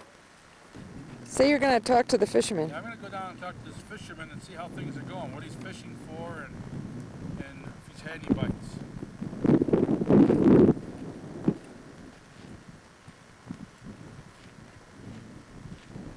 Brownie Lake. Don't see any moose this time of day, I guess. Right where that snow is, just off to the left of us where we started. Where we started, just on the other side of it, yeah. How long ago was this? About 2 hours ago. And you came down from there. Yeah. Is it a trail? Yeah. Four-wheel trail all the way down through there. That's got to be awesome. Yeah, it is. That's the only way you can get through there is the trails. Well, if you read that sign, the old Carter Trail, what they call the old Carter Trail, is the old Carter Highway. It was built by General Carter back in 1882. Oh. And they went from Fort Bridger to Fort, what is it, Farnsworth or what is it? Something like that. Something like that. And like I said, you get there on this four-wheeler, and they're nice. They get you there real easy, but you try to walk it. It's there. You must have some precarious places too, for drop-offs and that when Oh, you're it's in there? pretty steep, yeah. Pretty rocky. Straight down boulders. It was fun driving up from Vernal, I'll tell you, and I'm Yeah. looking forward to driving down tomorrow too. I'm gonna be looking at that yellow line. All the way down. So are you going down through the... I don't need this. I'll see you in a couple hours.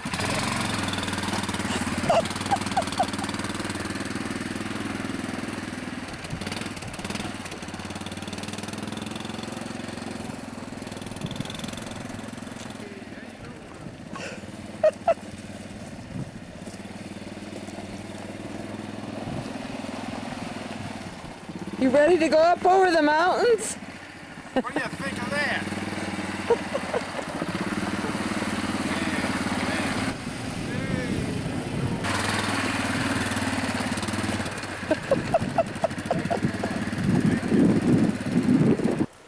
Well, here comes someone out of the wilderness. Here, be careful now when you cross the brook. Here she comes. Get ready to leave Brownie Lake. Sheep Creek Lake. We're on a little side dirt road off a side dirt road. But the green and the blue of this lake is just an incredible color. And they do see the bighorn sheep down here sometimes, they said. This is a good spot for the bighorn sheep. Well, we're going to have a little lunch here alongside Big Sheep Lake. That's named after the large horned sheep that live here. And there's a trail here we have just walked. You can take my word for it that there's evidence here of both sheep and moose. There are various indications along this trail. There are footprints and there are other artifacts along the way to tell us that that's the case. And Nancy just got a big laugh out of that.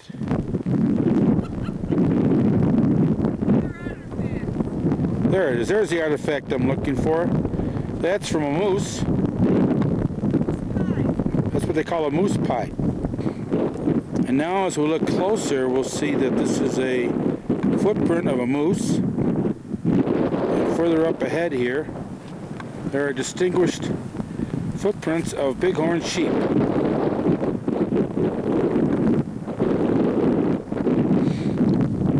And then we have what's known as a lovely deer. There she is. No, you're the one. You're the deer. We're having a blast here today at Big Sheep Lake. We swept the entire lake with our binoculars before, hoping we would find some other lovely creature, but didn't happen. Okay, what we have here is a lady from the wilderness, and she is trying to photograph a bird over on this rock. The bird keeps flying away, so Nancy has now put, uh-oh, I don't know which rock it is, she put some bait over there, some bread, Nance, to try to enhance this bluebird to come back so she can get a picture of it. So here we are in the middle of nowhere, and she's trying to get a picture of a bird. Bluebird. A bluebird. And we're at Big Sheep, let's see, Bighorn Sheep Lake. Bighorn Sheep Lake in the mountains of Utah. I don't see any bird over there, Nance, sorry. Okay, I know the windshield's a little dirty here, but I'm parked halfway down a mountain on the edge of a cliff to try to get this view for you.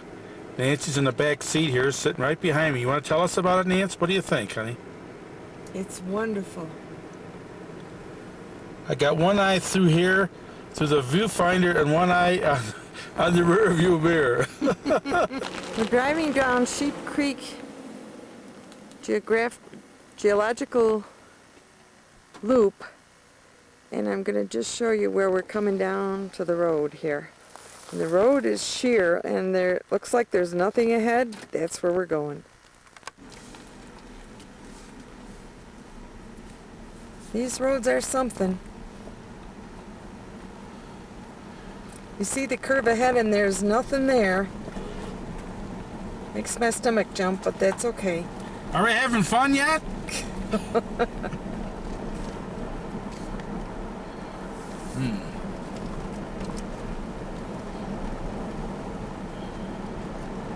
Keep it right on. Look at that. You see that one up there? Yep.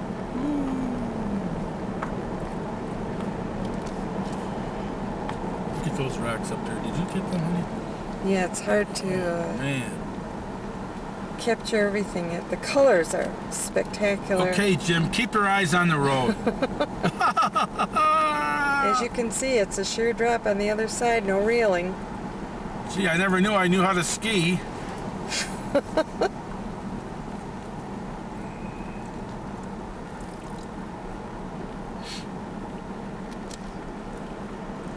And I never passed my driver's test. What do you think of that? Look at that. Look at that over there. Oh my gosh. I just lost my appetite. Oh, look at this.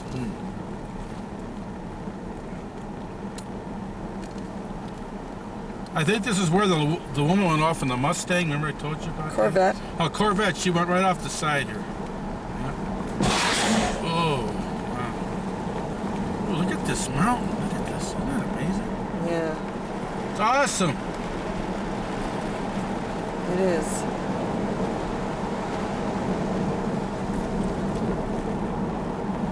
This probably at one time was an Indian trail. You know, it's amazing how many, when you think of back how many hundreds of years ago this trail was being used. By the Utes, U-T-E. Look at that mountain. Can you get that rock down? Look at that. Yes, You can get the sign if you want to. Sheep Creek Canyon Geological Area. Entry. Did you get that piece? Yep. Here we go. Hold on to your hats. There's no turning back. Looks like a one-lane road up ahead here, doesn't it? Holy cow.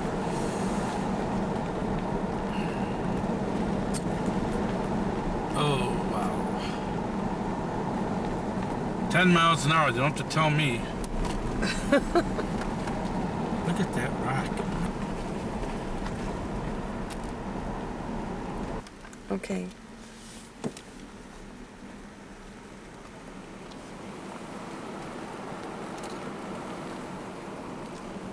What do they call these things? Switchbacks. It's a switchback here. Okay, this is the mountain we just came down with all the switchbacks. We were way up there. And then we came to the edge and back down. Another switchback road.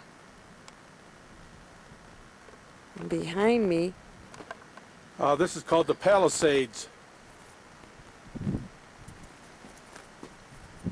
looking up the canyon there. And right across the way there's these striped rocks. I never saw anything like that. Giant stripes. Go ahead, Jeff.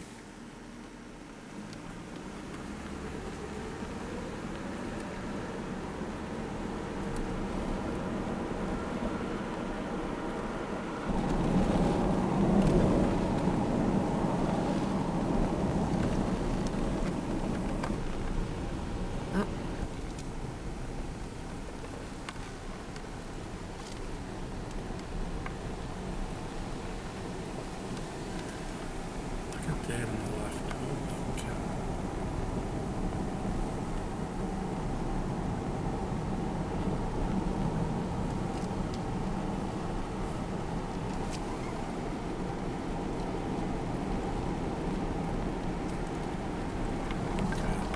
Up at the top.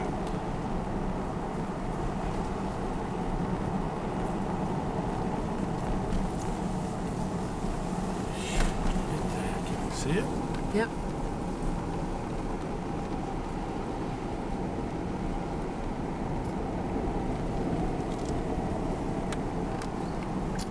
Weber Sandstone.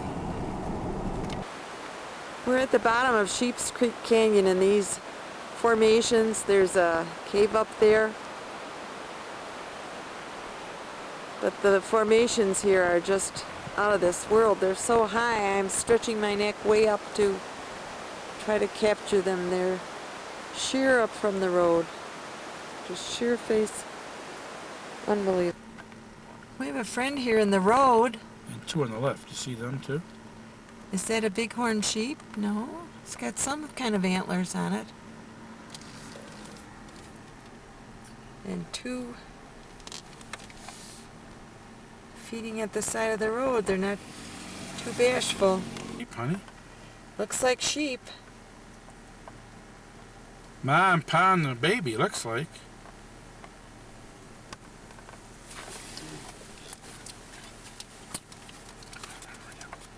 That does look like a baby.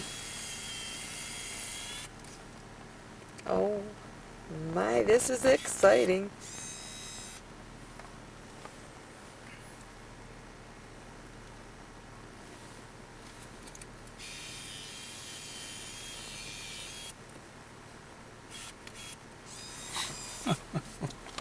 What the heck?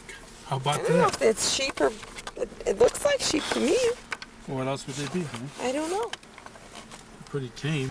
We're coming out of Sheep Creek Canyon now, and we happen to see this sheep ranch, and there's some cowboys there. Looks like they're herding up the cattle for the day or something. The dog. The burro.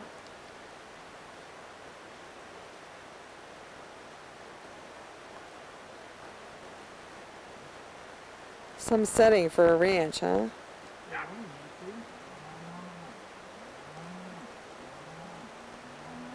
What, Jim?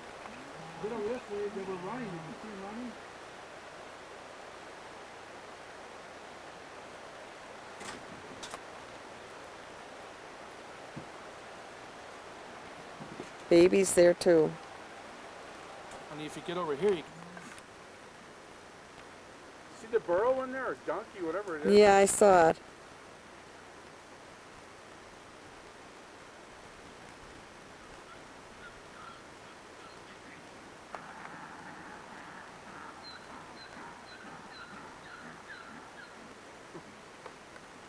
And the dog trailing along.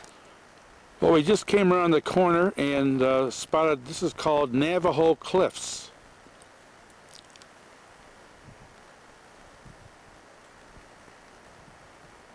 It's hard to get it all in.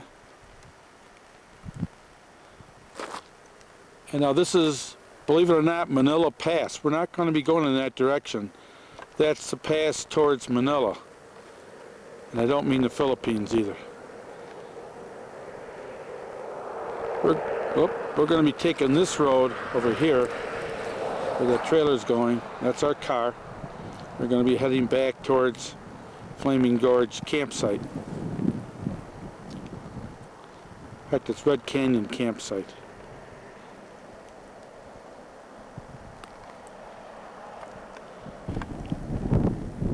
Well, as Nancy said, what's amazing is so many different kinds of rock in one place.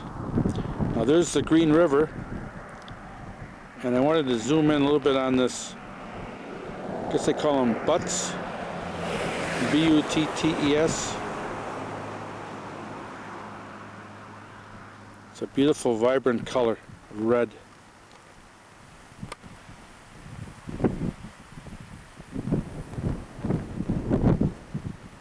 What a beautiful setting.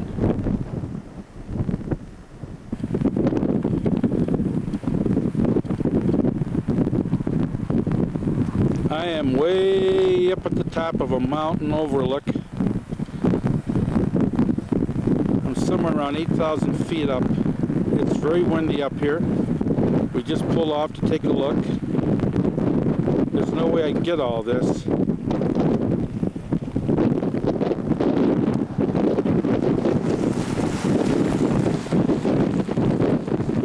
thought I'd show. Oh, there goes a car. The cliff right here in front of me drops off about 3,000 feet, and I'm about 8 foot from the edge, and there's no rail. So it's a little windy, and I just wanted to give you an overall sweep. I'm going to be heading back to the car. Nancy's waiting for me there. What a vista.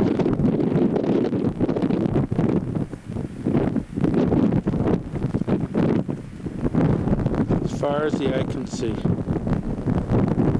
Coming back from Sheep Creek Inn, we see this deer right beside the road, and his friends just hopped up the hill.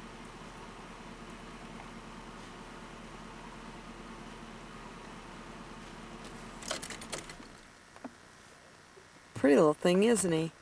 Is that a mule deer, honey? I think so, with the bright big ears and the... Yeah, we've got a group of them here. This one? Mm-hmm. Close to the road, to zoom in. There's another one. Well, it's 20 after 6, and I just wanted to come back one more time to Flaming Gorge. It's just amazing how different it looks now that the sun is behind us, going behind the mountains. It's very dark here now. We were certainly here at the right time earlier today. This river down here now looks very dark and ominous, but it's been a fantastic stay here at Flaming Gorge. We just came back from about a 4-hour trip, Nance and I. We did see some deer. We saw what we think were some sheep. Anyway, that's all been recorded prior to this. I thought I would just come back for one last look, and again, it's been a fantastic time here at Flaming Gorge. We leave tomorrow morning, and we're heading out towards Zion and Bryce Canyon. Talk to you soon. Bye-bye.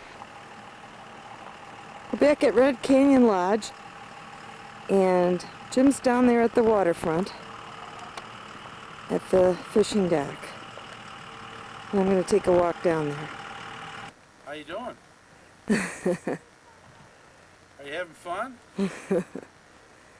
The pink clouds are reflected in the water here. Beautiful. The sun is just starting to fade out of the sky, but it is beautiful color.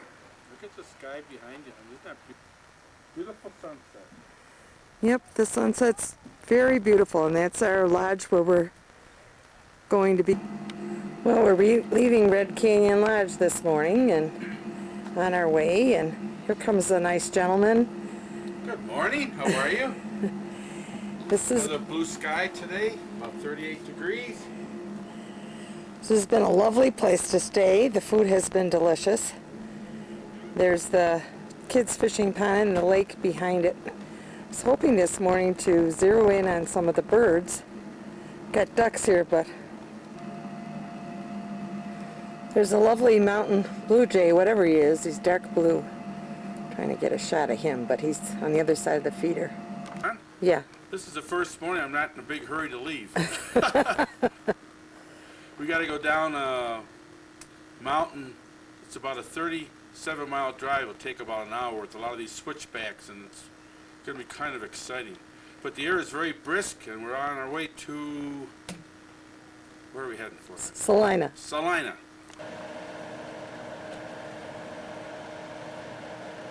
There he is. Isn't he a beauty? It clicks on and it comes on lithium. It's got to be just in the right spot. You can't shoot into it, and if it's the other direction, it's too dark. That's a good example. How long is that recording? Here right it's now? on recording now. I don't know. Look at those rocks in the right. This is a little bit scary. Ah, not really. There are 9 of these switchbacks up here. It feels like we're up on the top of the world.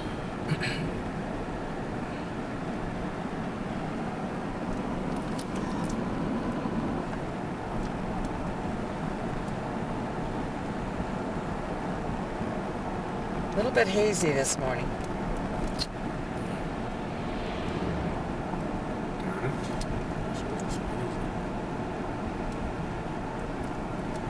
Oh, there's a shot.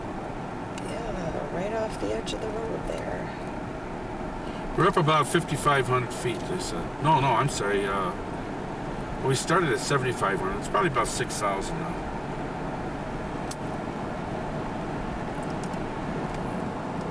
It feels like the top of the world here.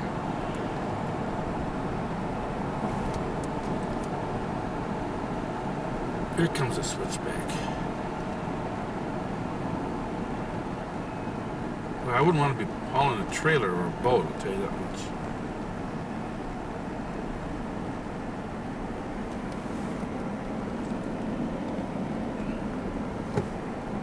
There's a reservoir way down there, but it's kind of hazy.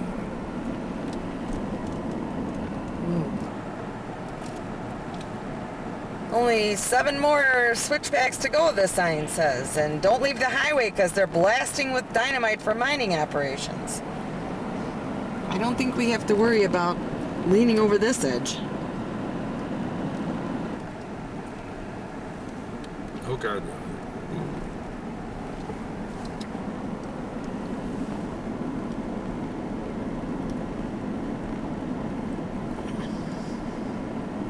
See, this sign says 5 more. I can't see anything. This is mining country. The mining companies are telling us to stay on the road. There's no trespassing signs all over the place. And in the distance we have a reservoir of some kind. Some kind of a reservoir here. I'm not sure. Beautiful blue water ahead. The last one. The last of 10 switchbacks. I think I can do this one no hands, honey. Want me to try it? Give me a heart attack. Now we're only got a 5% grade, but no more switchbacks. We're here in Roosevelt, Utah, coming from Vernal, and some kind of nifty storefronts here with the wagons up here on the front roof. Pretty neat. Maybe our wagon seat came off of one of these wagons. So we're just outside Roosevelt in Ute, Indian country. And look what we see here on a farm. Isn't this cool?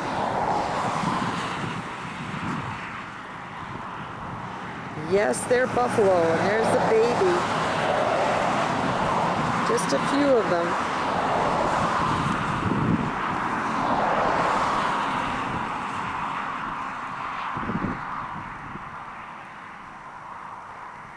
Hairy looking things, aren't they? We got baby here.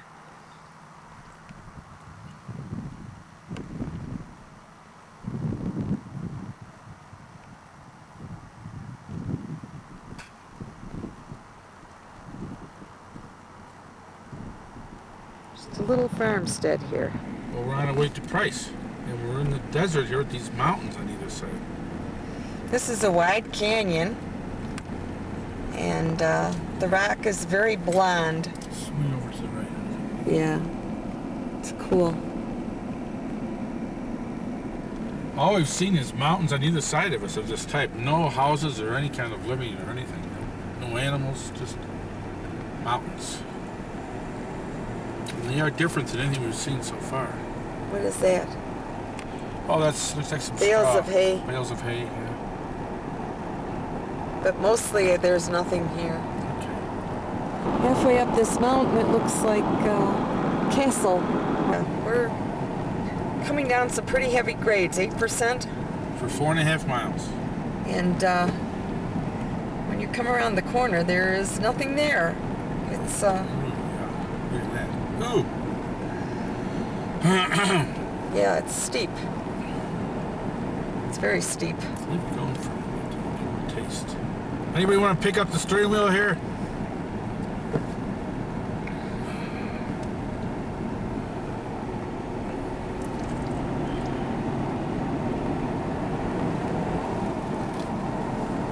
That is really something. Look at that. I'm so glad Jim's a slow, cautious driver because This could be very frightening. There was a guy at the top of the hill at the motorhome, and he got out and he was smoking a cigarette, thinking about this 4.5 mile ride down here. 8%, wondering if his brakes are good. You know, there's no place to go if your brakes don't work. If your brakes fail, sayonara. or a blowout, you know. You never know.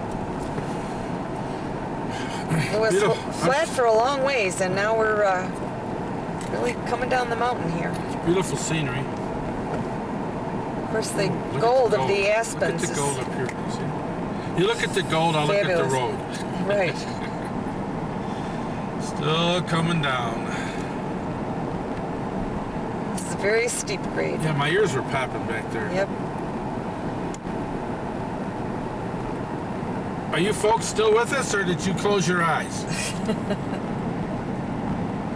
it going. What the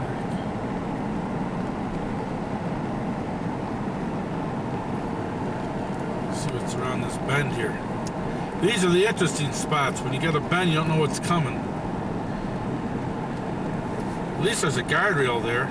Not that high, but it's something. Look at that rock. Still going down.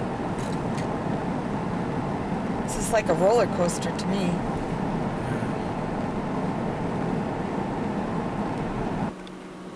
Oh, it looks like some beautiful rocks. I asked Nancy if she'd take a shot at it. They're like a pink color, and they're very vertical and just beautiful to look at. I think shadows there.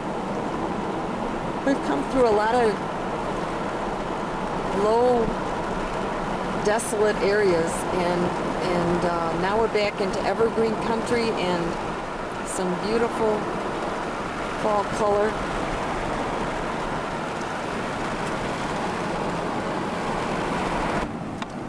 Well, we left Salina this morning at 6:45 before the sun was up. Good for us. And we took a freeway most of the way, and we're going towards Panguitch now. And the elk hunters, of course, were out at 4 a.m. and we saw a fisherman here in the stream. It's 35 degrees right now. At 7:30 in the morning, 35 degrees. Look at that rock, isn't it unusual? Yes, it is. We're heading towards Panguitch. Now, isn't that a funny name? And this is Paiute Indian country. First time we've been up on the road before sunrise, and the sunrise is coming by the mountaintops first. You can see the rosy glow of morning. I thought this was a cloud of dust kicked up by someone, but I think it's just a morning cloud in the mountains.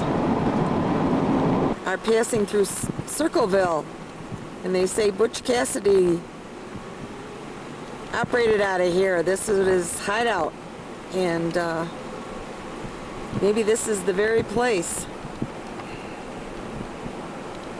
That's a pretty neat place, ain't it? Could be. Looks like it's been there a I don't long see time. Butch. I'm looking for him. Maybe this is his outhouse. And is this his corral? Could be.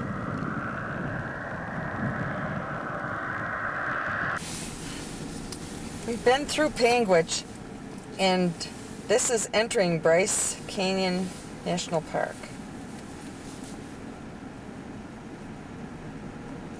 That sun is tough.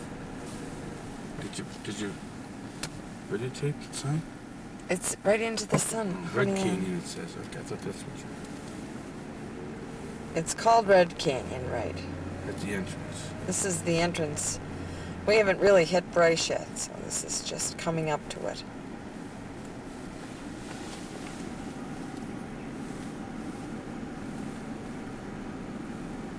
Wow, isn't that beautiful? The rocks are so bright orange, an unbelievable color.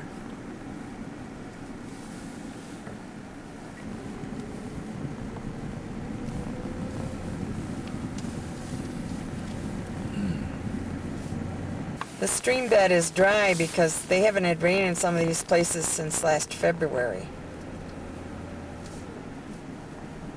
This is really beautiful.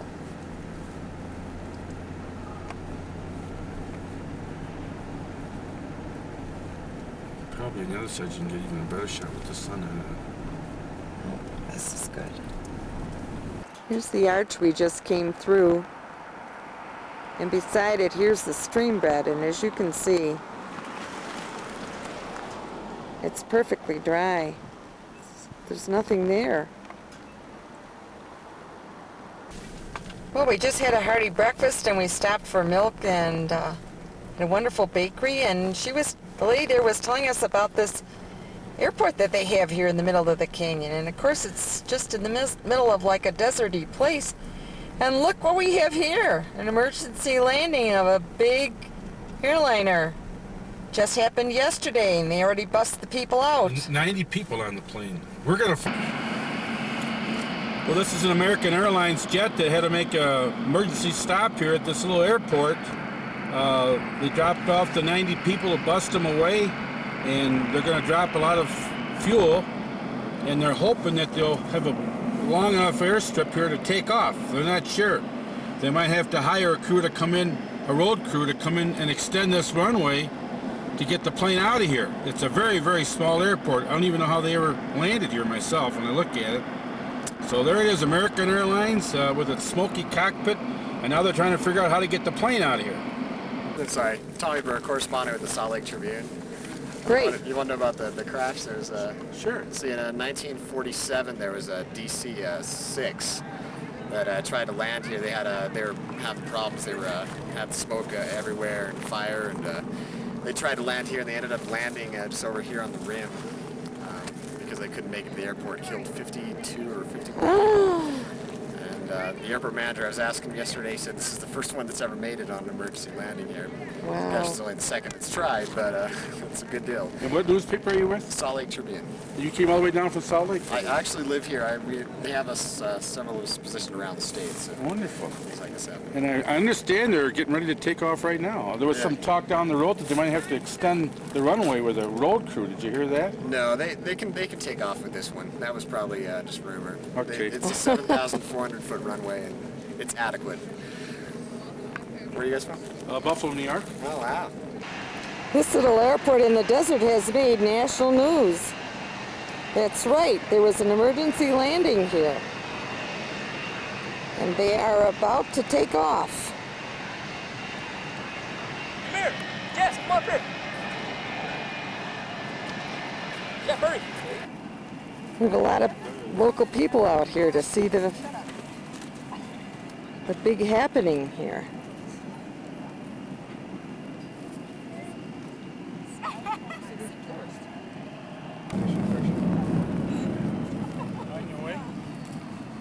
Oh, that's true. I bet Can you see?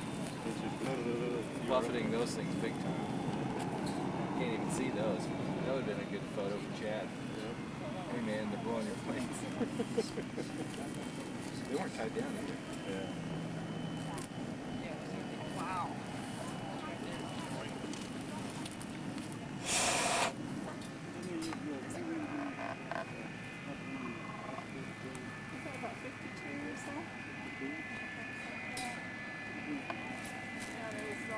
I wonder what goes through the pilot's mind. God bless you.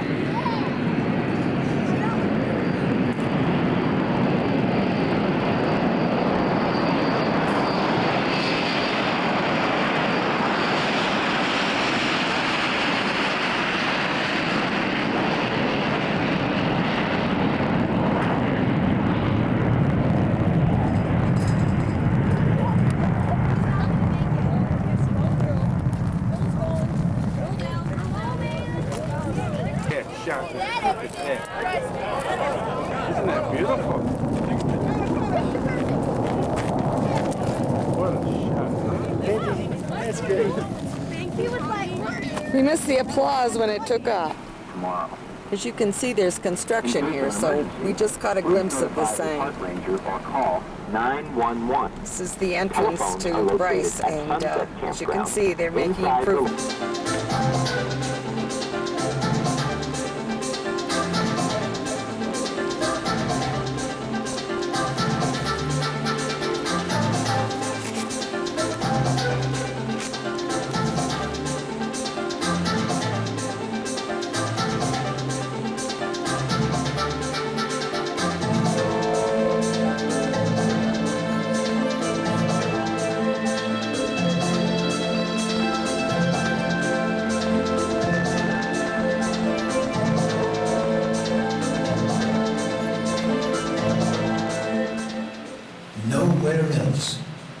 Nowhere else in the world is there a place like Bryce Canyon. In winter, a quiet solitude falls along with powdery snowflakes and gentle winds. At times, the silence is broken by violent winter storms that assault this high country. In summer, boiling clouds rumble in the skies, harbingers of the monsoons that carve and shape Bryce Canyon's colorful amphitheaters into fairy tale landscapes.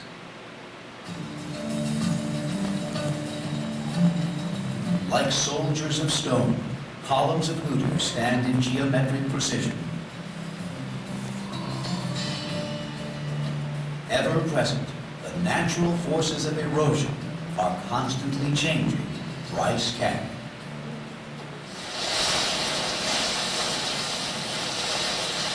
Not really a canyon, but a long, high plateau, Bryce Canyon is one of the most rapidly changing landscapes in the world. Facing east and south, the pink cliffs are cut by water into countless narrow canyons, large amphitheaters, and high promontories. Southern Utah's Bryce Canyon is also one of the highest reaches of the Colorado Plateau. The Colorado Plateau is a vast, high, uplifted area covering parts of 4 states. 10 to 15 million years ago, deep, unseen forces began to slowly push the plateau upwards.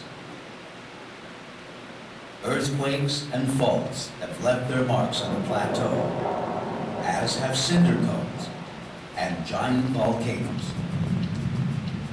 But for the most part, the rocks of the Colorado Plateau remain almost undisturbed, floating like a raft on a stormy sea of change.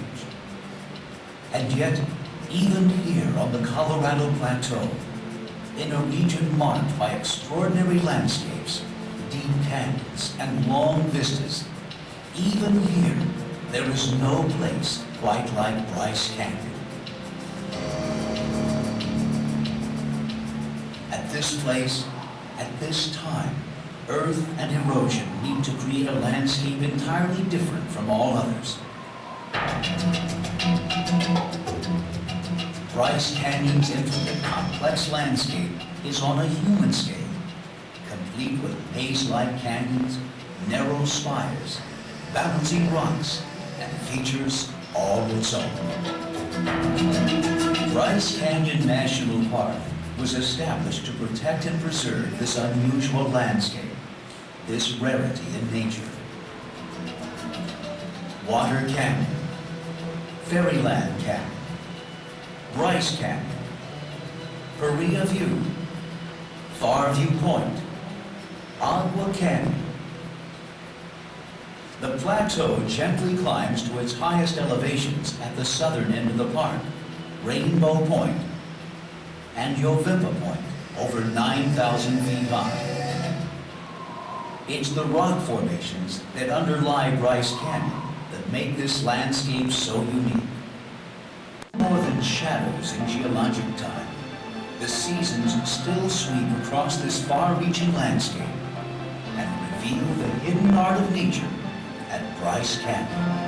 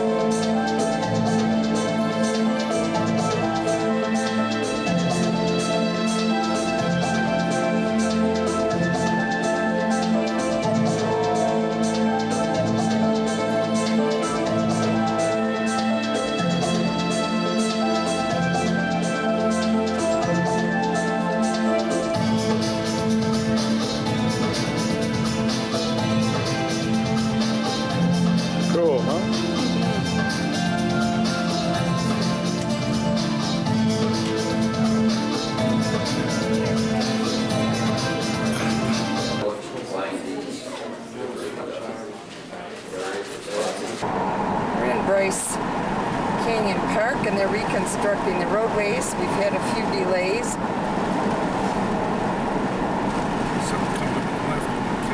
I'm coming, catching it.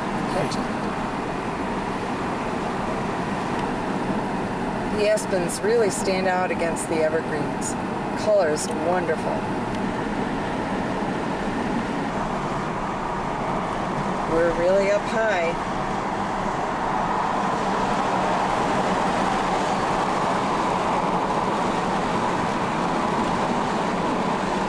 Basically, this I believe is called the sinking ship.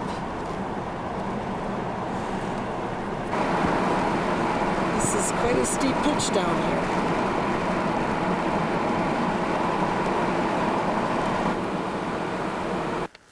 Well, it's 3 o'clock and we just reached the pinnacle. This is the farthest site, and this is Bryce Canyon. And I'm going to sweep it kind of slowly. We're way up. We're about 9,000 feet.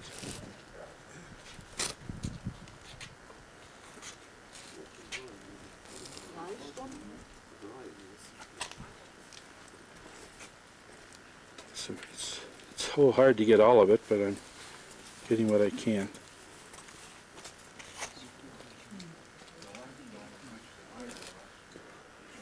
Okay, I moved over to the right here to see if I can get a little bit different shot.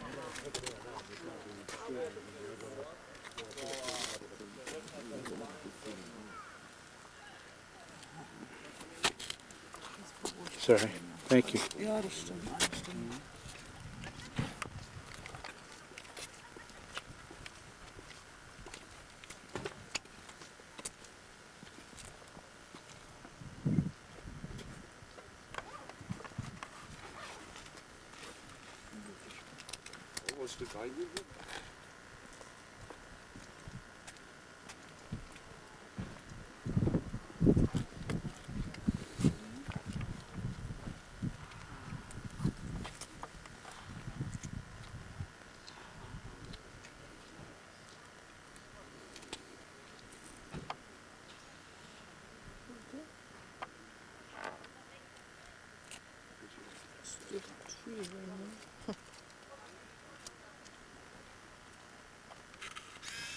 Trying to be cool, but I'm not very cool. Having a good time? I love it. It's gorgeous. Okay, now you asked me to do a sweep, and I'm going to try it. Like they do the helicopter flights. We go along like so, and there we are, and all of a sudden, you kind of come over here, and it drops down. And we're 9,100 feet above sea level right now.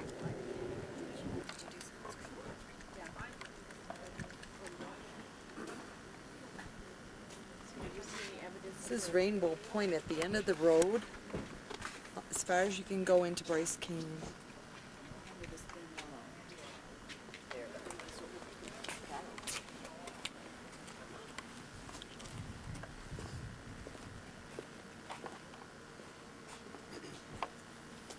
Oh, I'm hoping you can pick up the three-dimensional look that I'm getting right here. Just beyond this cliff, it drops off 9,000 feet. It's just absolutely gorgeous here. And the fragrance of the pines is delicious. Oh yes, we can smell the pines. Yes, we're still up here at Rainbow Point. I thought I would take one last sweep from the other side of the stand up here. Carol, look at this hardy survivor. Just hanging on. I can't believe I'm doing my best here. It's neat to see these this close.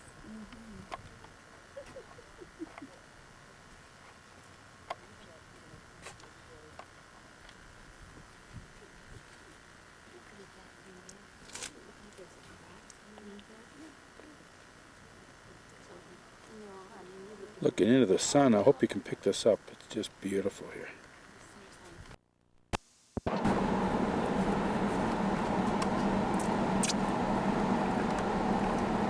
Coming down from Rainbow Point, it's very, very pretty colors of rock.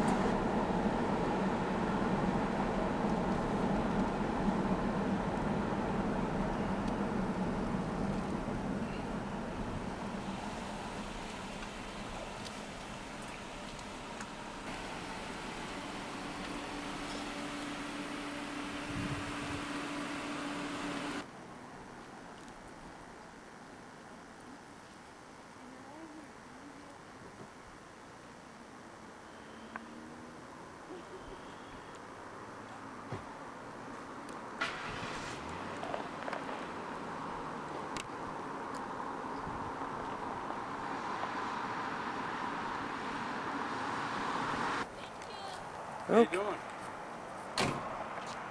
Here's we're up there.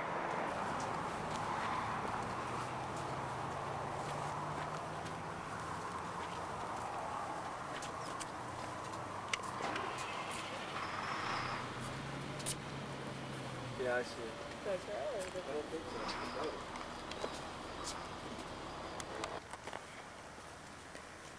I'm afraid this gives me the willies. You can do it.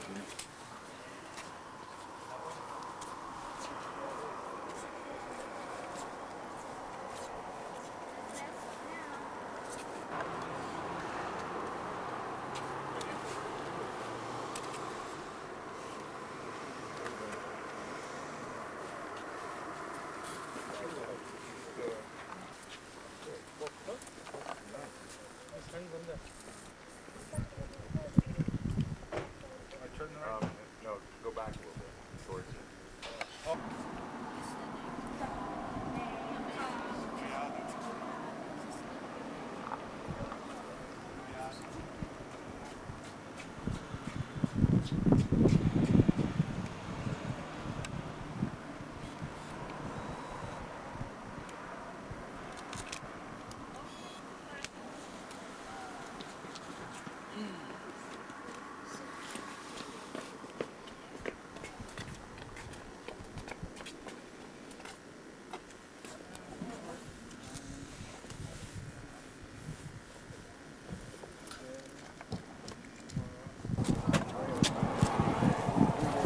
This is Ponderosa Point, elevation 8,900 feet.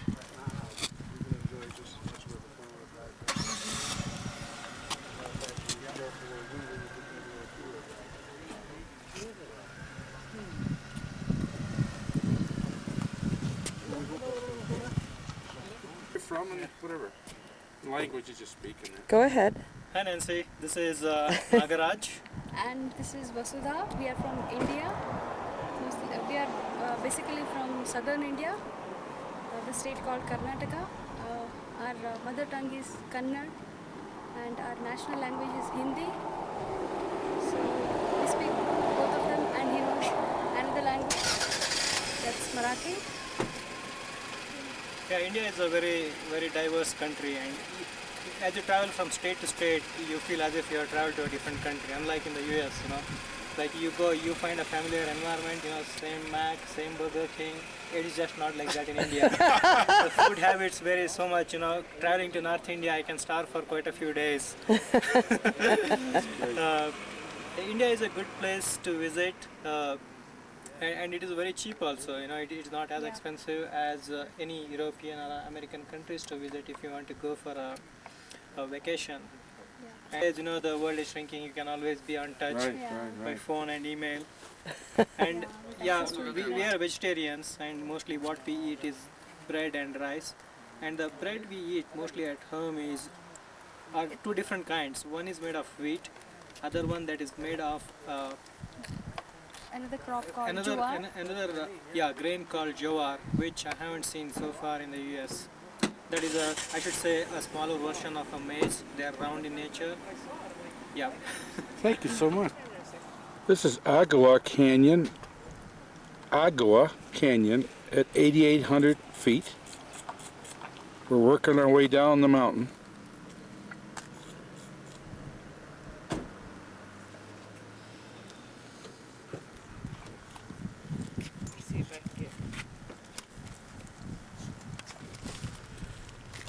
Agua Canyon, 8,800 feet.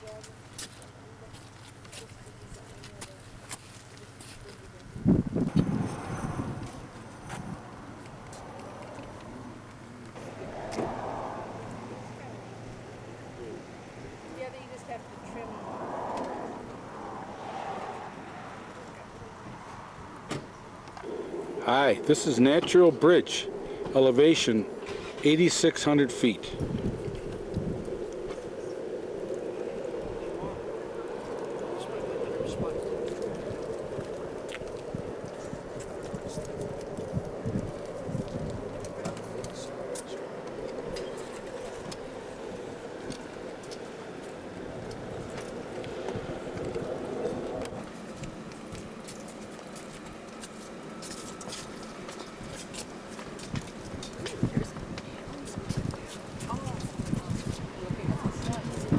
This is Farview Point.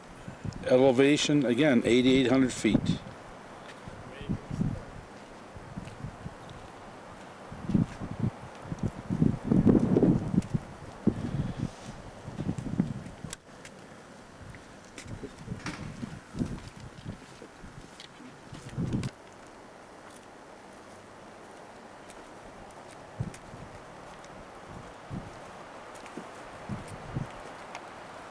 Got some of these nice ponderosa pines, beautiful blue sky.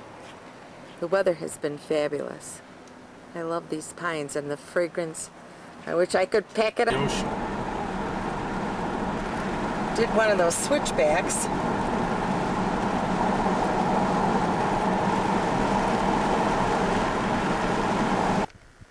Oh hi, this is Sheep Creek in Swamp Canyon.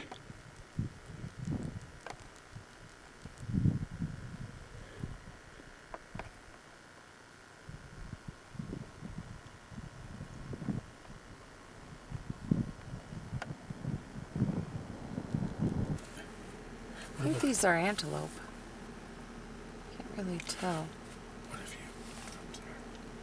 One's walking, good.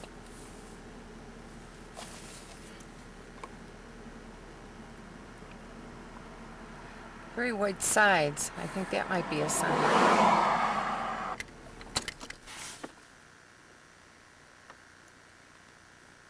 That was neat, they looked up. This is Pariah Point. There's a cave over there. If you look closely, you can see it.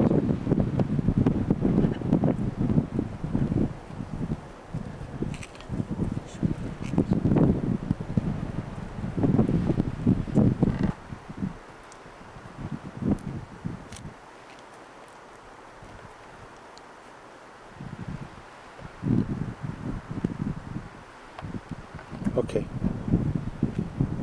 People here from all over the world, Japan, India, Austria,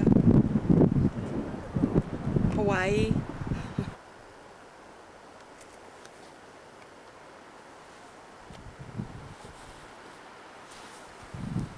I'm pretty tricky at this, aren't I? You're good.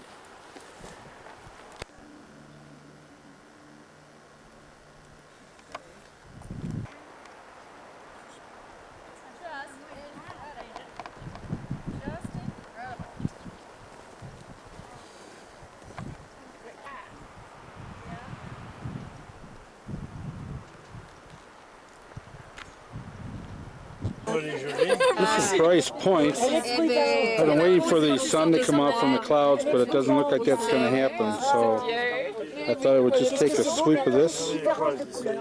This is by far the most picturesque of all the places we've been. They look like little cathedrals down there.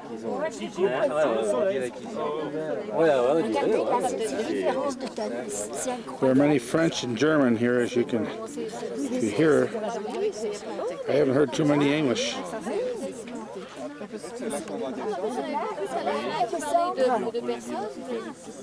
Il n'y a pas là, moi j'ai le manque à rayon de soleil là-dessus. On rendait compte que la nature, vous avez vu les gens, on dirait des stalactites, des stalagmites. Ben oui, je les ai vus, mais ils ont le moral là. Around. Stay here now. I'm gonna take a picture. Can I videotape? Go ahead, dear. Well, we're looking at this trail here down below with those little ant people down there, and Nancy's seriously thinking of walking down there and taking that hike, but I'm trying to talk her out of it. Right, Nancy? What are you thinking? I don't know. Those trails look like a lot of fun. If we're just a little younger, huh?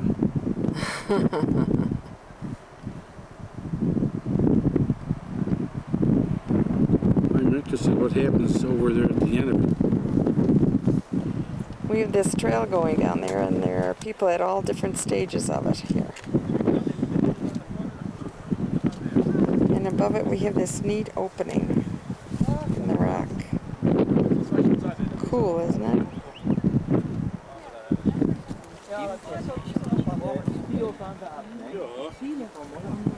Nein. Bestimmt versteckt irgendwo da There's a hiker down there. I don't know if you can see him or not. That's what the bottom is. Here he is.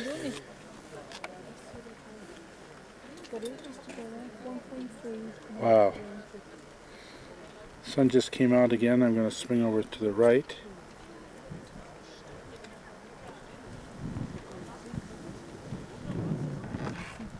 This here looks very orange to us. I think it's about the orangest of any of the rock we've seen.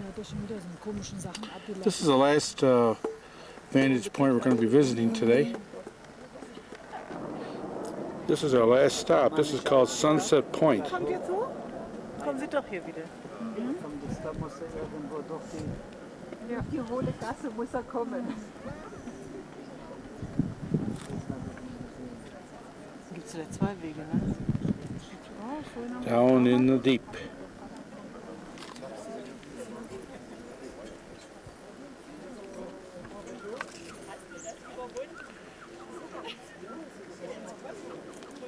The elevation here is around 8,000 feet. Well, as usual, somebody was doing something they shouldn't have been doing when they failed. But that was only one person in the 6 years I've been here. In 6 years, huh?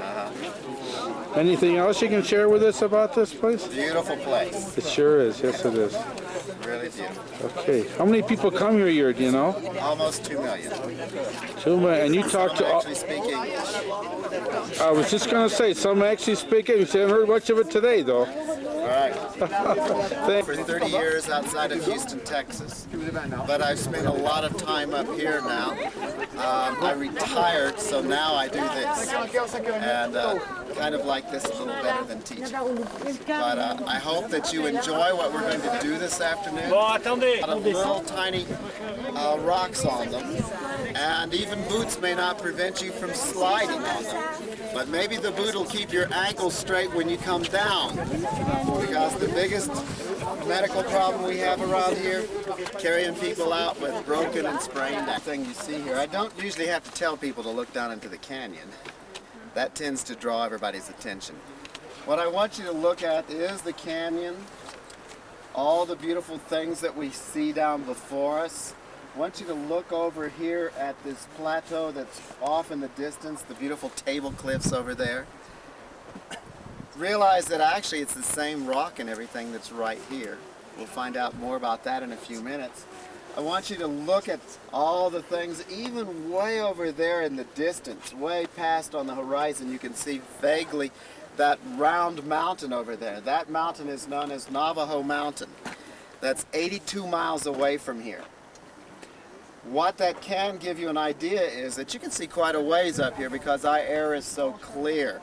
It's also not just clear, but it's high quality. This is one of the most clear and the best air that you may breathe in North America. And so that, I would say today, looking at what I can see on the side of the mountains, would probably indicate to me about at least 120 to 130 mile visibility. Some days we can even get up to 200 miles visibility. When you look down here, I want you to also look at the green that you see. All the green, the gray in the valleys, and the trees here, and all the trees up here in the top. And I want you to think about, what do they all have in common? What could we tie all these together? And I think the one thing that we could find here is that they're all extremely fragile. The rock here is very fragile. It breaks so easily that we can't climb on it. But the other things, the fragility there is that we could lose all of this so easily. So it has to be taken care of. And that's what we're going to be looking at. Everything that we've got around us and how things change all the time. First though, I think we'll take a look at these canyons out here because we want to take a look at what's happening, what has happened, and where did everything come from. When you probably first walked up to the rim, you probably had some kind of reaction.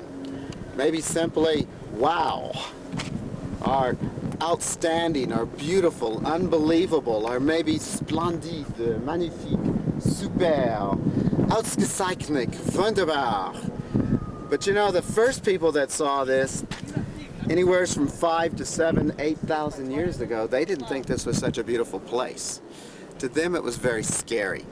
It was a very scary place, so they treated it with a lot of respect and rarely ever came in here.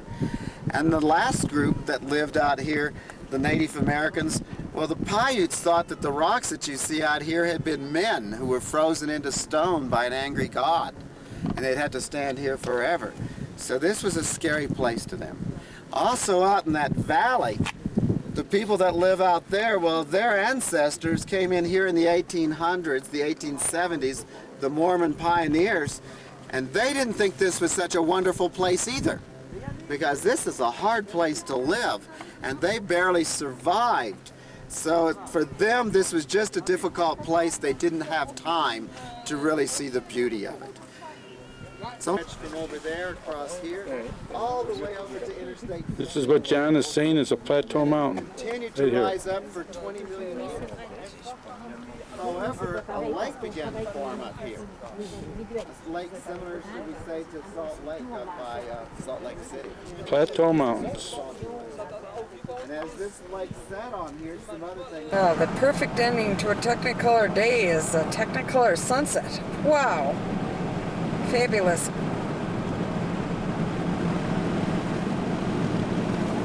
Carry up over in here, there's yep. Right around those clouds too, see?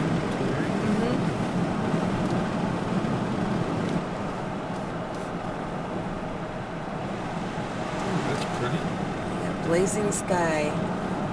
Beautiful. Did you get the over the right? I saw that. Okay. Are you on? Yes. Well, good morning. It's Sunday morning here around close to 10 o'clock Sunday morning, and we're coming on to Cedar City, and we thought we'd give you a shot of this canyon we're coming through.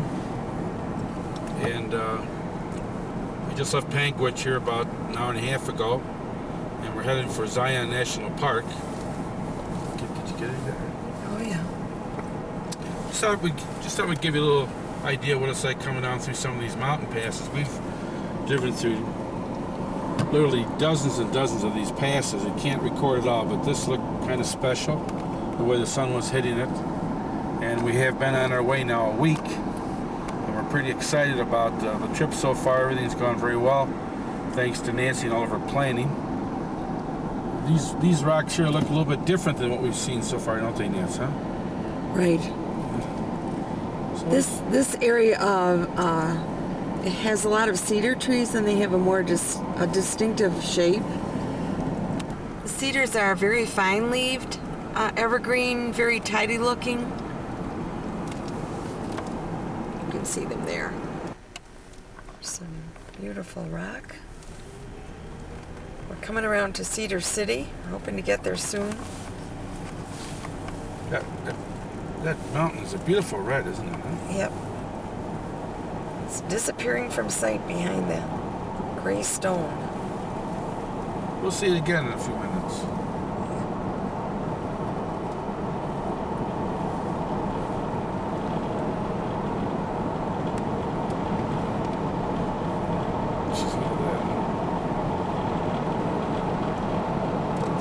Boy Scouts of America.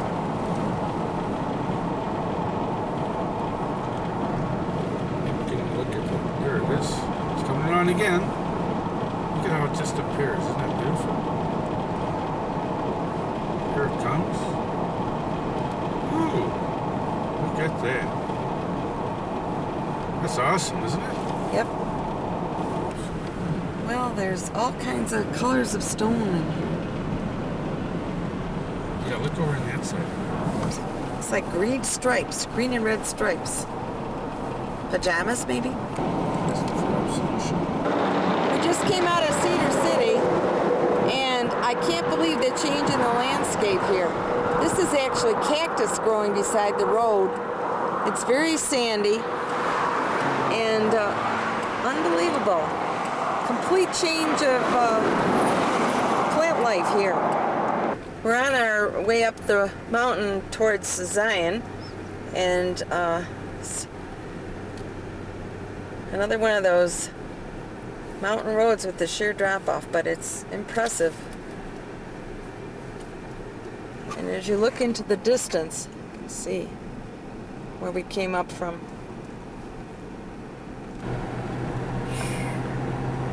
Ooh, look at this. Swing up straight ahead up to the right. Right. 1 o'clock. It's the road ahead of us.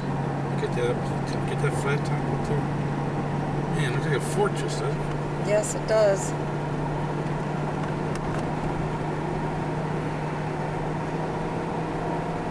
Wow. Look at that. It's Sunday and we made it to Mass. Well, we made it to the end of Mass in Cedar City, and we were able to receive communion from Father Mike. He was most gracious. Well, we've been on the road a week. I think I previously said that. We've driven from Denver. I've driven 1,246 miles, and we're approaching Zion National Park in about another 18 miles. And I might even go horseback riding today. I'm thinking about it. Maybe Nancy will too. This is really neat. Yep. You should go around. The colors of the rock and the shapes are fantastic.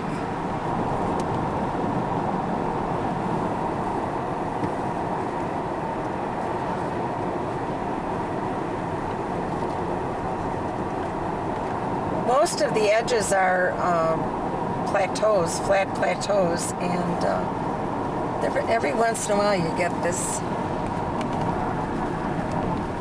different shape, and it's very sharp peaks. We're here on the way to Zion, and I just noticed these beautiful plumes in the garden here, and quite a few of the homes in this little village. And if you notice their ditch,